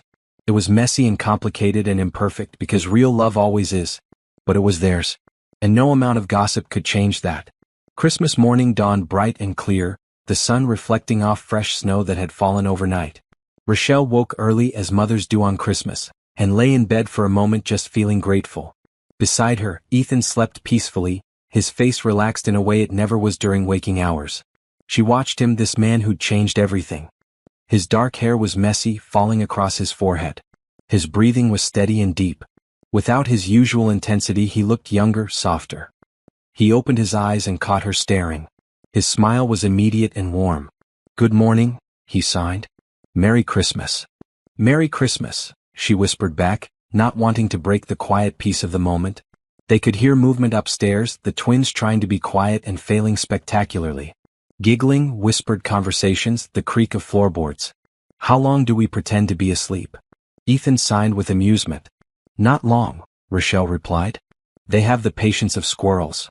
As if on cue, two small bodies burst into the bedroom, launching themselves onto the bed with shrieks of, "Merry Christmas." "Presents," Amara announced, bouncing enthusiastically. "Tree," Alina added. "Lights," Santa. Ethan and Rochelle exchanged glances, both thinking the same thing. These two perfect, energetic, wonderful children were about to lose their minds over the gifts downstairs. They gathered in the living room, still in their pajamas. Ethan had bought matching family pajamas, blue with snowflakes, and they'd all worn them to bed. The twins' eyes went wide at the sight of the presents piled under the tree. "Santa came," Amara breathed, her voice filled with wonder. "And he brought a lot," Alina added, equally amazed. They took turns opening gifts, the twins exclaiming over each one. Books and art supplies and science kits and clothes. Board games they could play together. Matching bracelets that said, "Sisters Forever." Rochelle opened her gifts from Ethan, touched by how thoughtful each one was. A leather journal for writing her thoughts. A photo album filled with pictures from the past year. A necklace with 3 small stones, one for each member of her family before Ethan came into their lives. "I wanted you to remember where you came from," Ethan typed when she looked at him with tears in her eyes. "Your strength, your resilience. Those stones represent you, Amara and Alina. You were complete before me. I'm just lucky to be added to your story." Rochelle couldn't speak. She just hugged him tightly, hoping he understood all the things she couldn't say. Ethan opened his gifts too.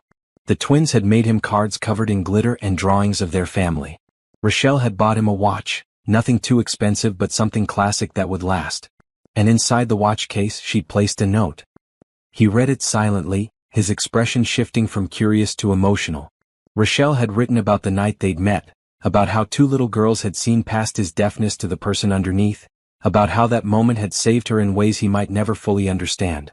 "You saved me too," the note concluded. "You showed me that kindness exists, that people can be good, that asking for help isn't weakness. You taught my daughters that disability doesn't define a person, that different doesn't mean less. You taught me that I deserve to be loved, not despite my circumstances but including them. You are the best gift our family has ever received. Merry Christmas. All my love, Rochelle." Ethan set down the note and pulled Rochelle close, burying his face in her neck. She felt his shoulders shake and realized he was crying. She held him tighter, letting him feel whatever he needed to feel. After a moment he pulled back and signed, "I have one more gift. For all of you." He went to the closet and pulled out a large envelope. Inside were 3 smaller envelopes, one for Rochelle and one for each twin. "Open them together," he signed. The twins ripped theirs open with enthusiasm. Inside each was a card with a single question written in large letters. "Will you be my daughter? Forever and officially?" Amara and Alina stared at the cards, then at each other, then at Ethan. "What does this mean?" Amara asked. Rochelle opened her envelope with shaking hands. Her card asked a different question. "Will you marry me?" Inside the envelope was also a ring. Not ostentatious, not showy, but beautiful. A simple diamond on a platinum band, elegant and timeless. Rochelle looked up at Ethan, her vision blurred by tears. He knelt in front of the couch, pulling out his phone to type, "I want to marry you. I want to adopt the twins. I want us to be a real family, legally and officially. I want to wake up every Christmas morning for the rest of my life with the 3 of you. I want to be Amara and Alina's dad in every way. I want to be your husband. Will you let me?" "Yes," Rochelle whispered, then louder, "Yes. Of course yes." The twins were still processing, looking confused. Rochelle pulled them close. "Girls, Ethan is asking if he can adopt you. That means he'd legally become your dad. You'd be his daughters officially, not just in your hearts. How do you feel about that?" The twins looked at each other with that twin telepathy they'd always had. Then they looked at Ethan, their faces serious. "Does that mean you'll always be here?" Alina asked. "You won't leave?" "Never," Ethan signed emphatically. "I promise. I'll be your dad forever." "Does that mean we can call you dad all the time?" Amara asked. "Not just sometimes?" "I'd be honored," Ethan signed. The twins launched themselves at him, wrapping their arms around his neck. "Yes," they both shouted. "Yes, yes, yes. You can be our dad." Ethan held them both, his eyes closed, his expression one of pure joy. When he opened his eyes, he looked at Rochelle over the twins' heads, and she saw everything she needed to see. This was real. This was forever. This was their family. Later that morning, after the excitement had calmed slightly, they sat around the kitchen table eating breakfast. Pancakes, bacon, fruit, orange juice. The twins wore their new matching bracelets and kept holding up their hands to admire them. "When's the wedding?" Alina asked through a mouthful of pancake. "We haven't planned that yet," Rochelle said with a laugh. "Ethan just proposed an hour ago." "Can we be in it?" Amara asked. "Can we wear fancy dresses?" "Of course," Rochelle assured them. "You'll be very important parts of the wedding."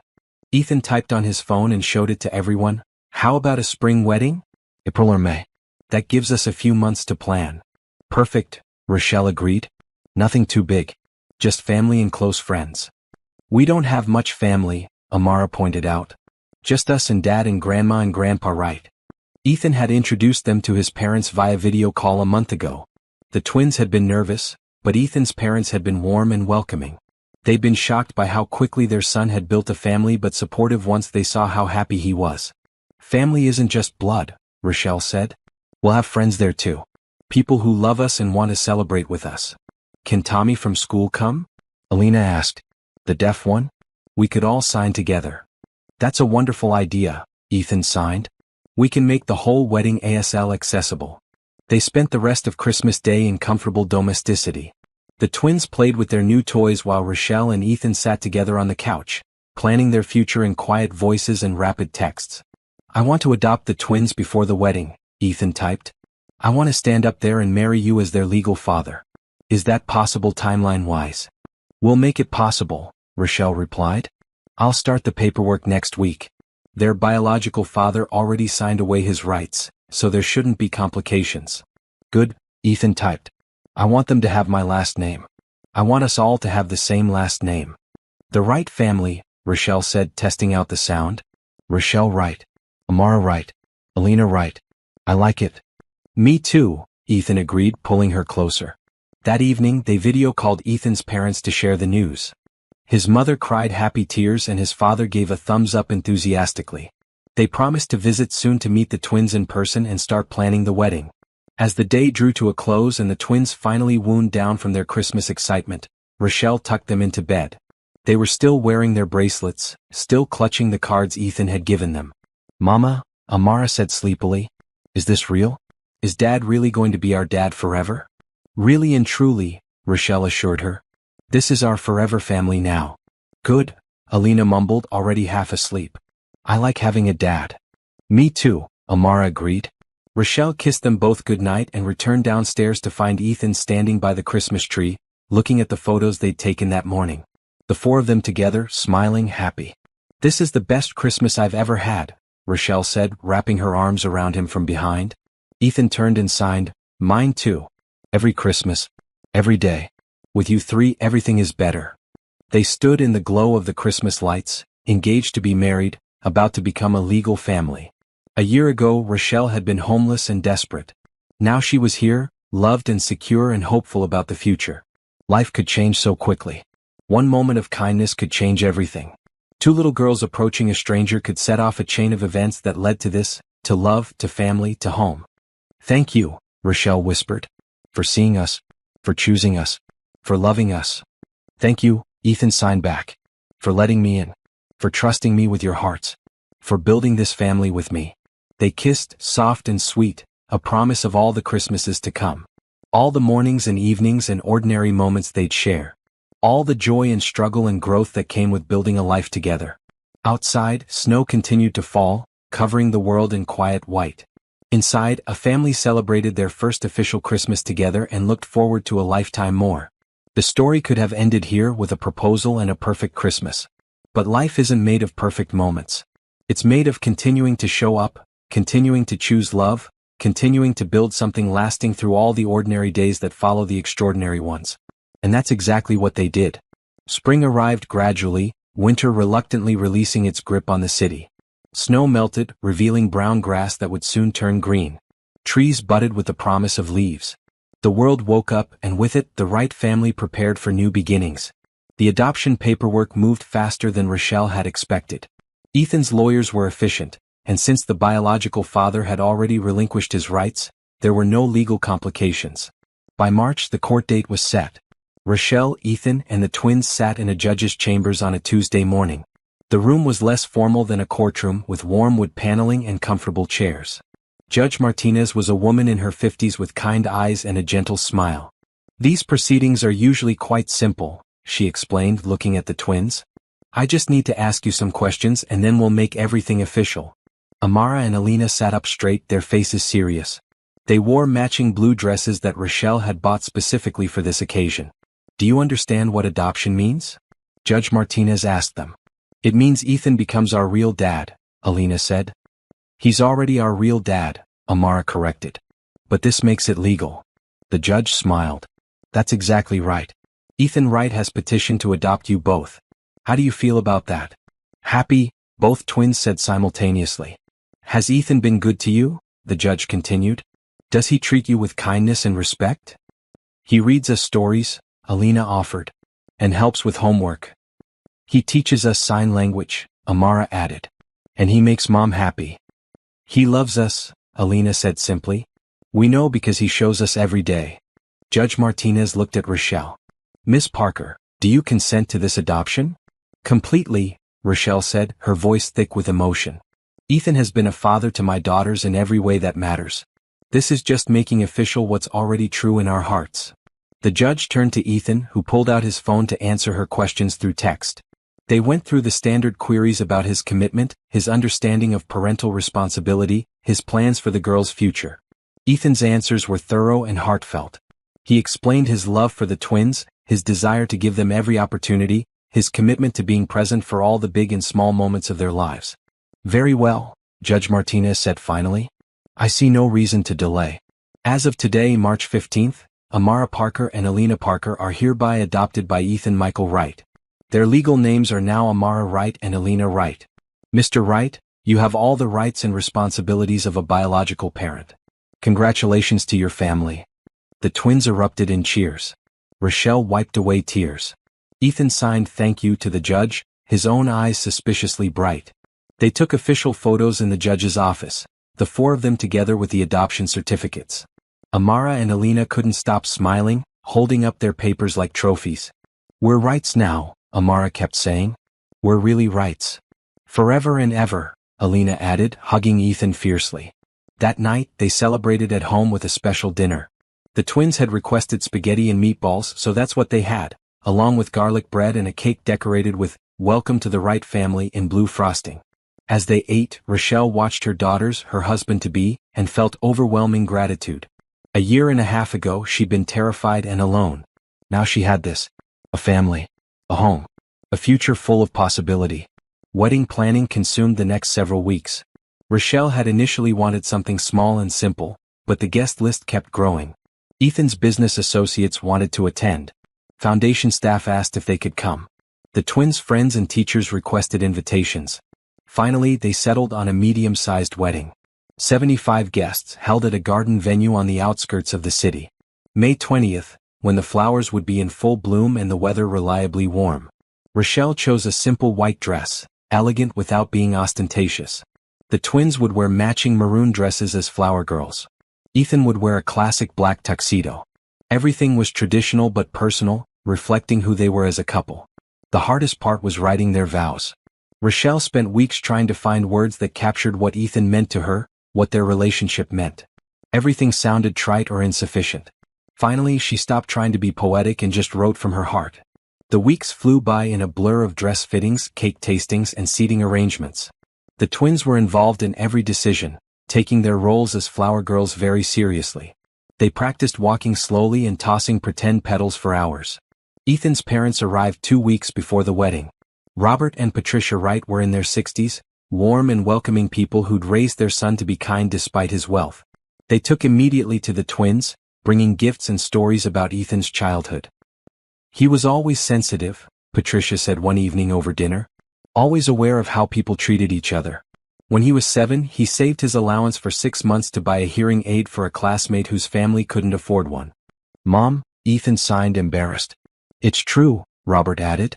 "Our son has always had a generous heart. We're glad he found people who appreciate that about him." The night before the wedding, Rochelle couldn't sleep. She stood by the window of her bedroom, the one she'd been sleeping in alone, since tradition dictated Ethan stay elsewhere the night before. The garden venue was visible in the distance, lights strung through trees, everything prepared for tomorrow. Her phone buzzed with a text from Ethan. "Can't sleep either. Keep thinking about tomorrow. About getting to call you my wife. About this life we're building. I'm the luckiest man alive." Rochelle smiled and texted back, "I'm the lucky one. You saved us. You gave us everything." "No," he replied. "You gave me everything. Purpose. Love. Family. Tomorrow isn't just about us getting married. It's about celebrating what we've built together. What we'll continue building. I love you." "I love you too," she typed. "See you at the altar. Wouldn't miss it for the world." The wedding day dawned clear and beautiful. Rochelle woke early, her stomach fluttering with nervous excitement. She could hear the twins already up and chattering in their room, their voices high with anticipation. The morning passed in a whirl of activity. Hair and makeup, getting dressed, helping the twins with their flower girl duties. Rochelle's hands shook as she stepped into her wedding dress, a simple A-line gown with lace sleeves and a flowing skirt. When she looked in the mirror, she barely recognized herself. This confident, glowing woman couldn't be the same person who'd been evicted and desperate 18 months ago. "Mama, you're beautiful," Amara breathed, coming into the room in her maroon dress. "Like a princess," Alina added, joining her sister. "You both look beautiful too," Rochelle said, pulling them close. "My gorgeous daughters." "We're getting a dad today," Amara said, her voice filled with wonder. "We already have a dad," Alina corrected. "Today Mom gets a husband. Today we all become the right family officially," Rochelle said. "Today is about all of us." The garden venue was transformed into something magical. White chairs lined a path covered in rose petals. The arch where they'd exchange vows was covered in flowers, blues and whites and greens. Guests were already arriving, taking their seats, murmuring about how beautiful everything looked. In the groom's area, Ethan stood with his father and his best man, Trevor from the foundation. He wore his tuxedo with ease, but his hands kept moving, signing nervously to himself. "Calm down," Robert said, clapping his son on the shoulder. "She loves you. This is just the formality." "I know," Ethan signed back. "But this is the biggest day of my life. I want everything to be perfect." "It already is," Trevor assured him. "You're marrying the woman you love, adopting 2 amazing kids. It doesn't get more perfect than that." The ceremony began at 4 o'clock. Guests stood as the processional started. First came Amara and Alina, walking slowly down the aisle, tossing rose petals with serious concentration. They reached the front and took their places, beaming at everyone. Then came Rochelle, escorted by Ethan's father since her own parents were gone. She walked slowly, her eyes locked on Ethan at the front. He watched her approach with an expression of such love that several guests reached for tissues. When she reached the altar, Robert placed her hand in Ethan's and stepped back. Rochelle and Ethan stood facing each other, hands clasped, the twins standing beside them. The officiant was a woman from the deaf community who signed and spoke simultaneously, ensuring everyone could follow along. "We are gathered here today," she began, "to witness the union of Ethan Wright and Rochelle Parker. But this isn't just a marriage between 2 people. This is the joining of a family. Ethan, Rochelle, Amara, and Alina have chosen each other. They've built something beautiful together. Today they make that commitment official and permanent." She invited Ethan to share his vows first. He pulled out a small card he'd written, but then set it aside and signed directly to Rochelle, speaking the words aloud simultaneously so the hearing guests could follow. "Rochelle, 18 months ago I was sitting in a restaurant feeling sorry for myself. I thought I'd always be alone because of my deafness. Then 2 little girls ran up to me and signed hello like it was the most natural thing in the world. In that moment everything changed. You could have pulled them away. You could have apologized and left. But you stayed. You let me share your Christmas Eve. You let me into your lives." He paused, emotion making his signs less precise. "You didn't see a rich man who could solve your problems. You saw a lonely person who needed kindness. And you gave me that kindness freely. You gave me friendship, then love, then family. You taught me that being deaf doesn't make me incomplete. That I can be a father, a husband, a full person despite what others might think.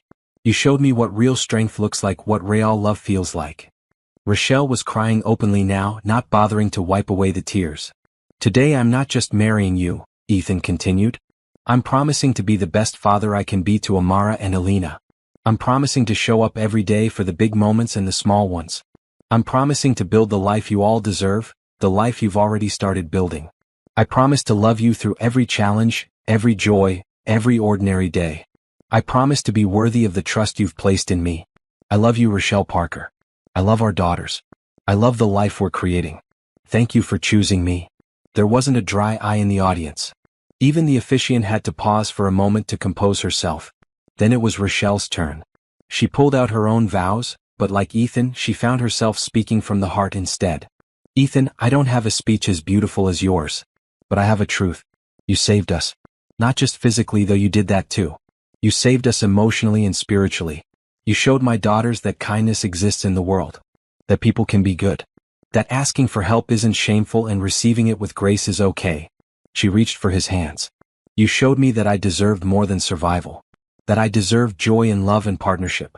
You taught me that being vulnerable isn't weakness. That accepting help doesn't make me less capable. You've been everything I needed without making me feel small for needing it. I promise to love you the way you've loved us. Completely, without reservation. I promise to be your partner in everything, your equal even when our circumstances started so unequal. I promise to keep learning sign language until I'm fluent. I promise to raise our daughters to be as kind and generous as you are. I promise to build this life with you, through every challenge and every triumph. I love you, Ethan Wright. Thank you for seeing me. The officiant prompted the ring exchange. The twins presented the rings, proud of their crucial role. Ethan slipped a simple band onto Rochelle's finger. She did the same for him, her hands shaking slightly. By the power vested in me, the officiant signed and spoke, I now pronounce you husband and wife. Ethan, you may kiss your bride. Ethan pulled Rochelle close and kissed her deeply. The crowd erupted in applause. The twins cheered and jumped up and down. Camera flashes went off. When they finally broke apart, both grinning, the officiant made one more announcement. Ladies and gentlemen, for the first time officially, I present to you the Wright family. Ethan, Rochelle, Amara, and Alina Wright. The reception was held in the same garden, under a large white tent strung with lights. Tables were decorated with blue and white flowers. A small dance floor occupied one corner. A buffet table offered food for every taste. Rochelle and Ethan had their first dance to a song they'd chosen together, one with a strong beat he could feel through the floor. They swayed together, lost in their own world, while guests watched and smiled. Then the twins joined them on the dance floor and it became a family dance. The four of them together, laughing and spinning and celebrating. During dinner, several people gave toasts. Trevor spoke about watching Ethan fall in love, about how different he'd become over the past year. Nina talked about Rochelle's transformation from a nervous new hire to a confident leader. Ethan's parents shared stories about their son's childhood and expressed their joy at gaining 2 granddaughters. Then Amara and Alina asked if they could say something. Rochelle nodded, curious what they'd prepared. The twins stood up together and Alina pulled out a piece of paper. They took turns reading, signing as they spoke so Ethan could follow easily. Our mom is the strongest person we know, Amara began. She worked really hard to take care of us. Sometimes we were scared, but she was always brave. Then we met Dad, Alina continued. We saw him signing in a restaurant and ran over because we wanted to talk to him. Mom let us stay. Dad was kind to us, Amara said. He bought us dinner. Then he helped us have a home. Then he became our family. Mom and Dad got married today, Alina added. But they've been married in our hearts for a long time. We're glad they made it official, Amara finished. Because now we're the Wright family forever. We love you both. They signed I love you in unison, then ran to hug their parents. There wasn't a dry eye in the tent. As the evening wound down and guests started to leave, Rochelle found herself standing with Ethan on the edge of the dance floor, watching the twins dance with their new grandparents. We did it, she said softly. We did, Ethan agreed, pulling her close. I keep waiting for something to go wrong, Rochelle admitted. For this to be too good to be true. Ethan turned her to face him. He signed slowly, this is real. This is our life. Stop waiting for disaster. Start believing in happiness. I'm trying, she said. Try harder, he signed with a smile. We deserve this. All of us. That night, after the reception ended and the guests departed, the new Wright family went home together. The twins fell asleep in the car, exhausted from excitement. Ethan carried them both inside, one in each arm, and tucked them into bed still in their flower girl dresses. Rochelle and Ethan stood in the doorway watching their daughters sleep. Our daughters, Ethan signed. Legally and officially. Our family, Rochelle added. Forever. They went to their own bedroom, the one they'd now share as husband and wife. As they got ready for bed, Rochelle caught sight of herself in the mirror. She wore her wedding dress, her hair falling down from its elegant updo, her makeup smudged from happy tears. She looked happy. Truly deeply happy. Ethan came up behind her and wrapped his arms around her waist. He met her eyes in the mirror and signed with one hand, "Beautiful. My beautiful wife." "My amazing husband," she replied, turning to face him. They kissed, sweet and slow, a promise of all the nights to come. Then they simply held each other, swaying slightly, dancing to music only they could feel. Outside, the city lights twinkled. Inside, a family slept peacefully. The Wright family, built not on blood or convenience, but on choice and love and kindness. 18 months ago, Rochelle had been homeless and terrified. Now she was here, married to a man who loved her completely, raising daughters who were safe and happy and thriving. She had meaningful work, financial security, a community of friends. But more than any of that, she had hope. She had love. She had family. The story had started with rejection, with loneliness, with two little girls who'd seen a stranger and decided to say hello. It had continued through challenges and growth and moments of doubt. But it ended here in this moment, with Rochelle and Ethan standing together as husband and wife, as parents to two beautiful daughters, as proof that sometimes the smallest acts of kindness create the biggest miracles. Sometimes being seen is all it takes to change everything. Sometimes love finds you when you need it most. Sometimes happy endings are just happy beginnings in disguise. And for the Wright family, this was only the beginning of forever. 6 months later, epilogue. The foundation had its best year ever. Under Rochelle's leadership, they expanded their programs and helped twice as many families as the previous year. She hired more staff, opened satellite offices, partnered with organizations across the country. The twins thrived in school, their sign language skills advancing to the point where they could interpret for their deaf classmates. They'd become advocates for disability awareness, teaching their friends that different doesn't mean less. Ethan stepped back from day-to-day operations of his company, naming a successor so he could focus on the foundation and his family. He coached the twins' soccer team, attended every school event, read bedtime stories every night. On Christmas Eve, 1 year after Ethan had proposed, the Wright family returned to the restaurant where it had all started. They sat at the same table, ordered the same meals, and remembered. "A year ago today," Rochelle said, looking around at her family, "we sat here and you asked me to marry you. And to let me adopt the girls," Ethan added. "Best decision I ever made." "Best decision we all made," Amara corrected, signing as she spoke. "We chose each other." "All of us," Alina agreed. "We're a team." The twins were older now, more mature, but still the same joyful children who'd run up to a lonely deaf man and changed his life. They still signed to everyone, still saw the best in people, still believed in kindness. As they ate their dessert, a family entered the restaurant. A mother with 2 young children, all of them looking tired and worn. The mother checked her purse anxiously, probably counting money. Rochelle and Ethan exchanged glances. They both recognized that look, that fear, that desperation. Without discussing it, they called over the waiter. Ethan typed a message on his phone and showed it to the server. "The family that just came in. Put their meal on our bill. Don't tell them who paid for it. Just say someone wanted to help." The waiter smiled and nodded. As they left the restaurant, Rochelle looked back to see the mother's face when she received her food. The surprise, the relief, the gratitude. She knew exactly how that woman felt. "Paying it forward?" she asked Ethan as they walked to their car. "Always," he signed. "That's what we do. We help. We see people who are struggling and we offer kindness. Just like you taught me." "You taught me," Rochelle corrected. "You showed me what generosity looks like." "We taught each other," Ethan replied, pulling her close. "And we'll teach the twins. Kindness creates more kindness. Love creates more love." The twins ran ahead to the car, laughing and chasing each other through the parking lot. Rochelle and Ethan followed more slowly, hands linked, watching their daughters with pride. This was their life now. Not perfect because life is never perfect, but good, full, rich in the ways that mattered. They'd started as strangers who needed each other. They'd become friends who supported each other. Then partners who built together. Then family who loved unconditionally. And it had all started with a simple act of kindness. Two little girls who saw someone signing and decided to say hello. Sometimes that's all it takes. Sometimes love speaks without words. Sometimes the greatest miracles come from the smallest gestures. And sometimes, if you're very lucky, you get to be part of a story where kindness wins, where hope persists, where love transforms everything. The Wright family had that luck. And they'd spend the rest of their lives making sure others had it too. Because that's what love does. It multiplies. It spreads. It saves.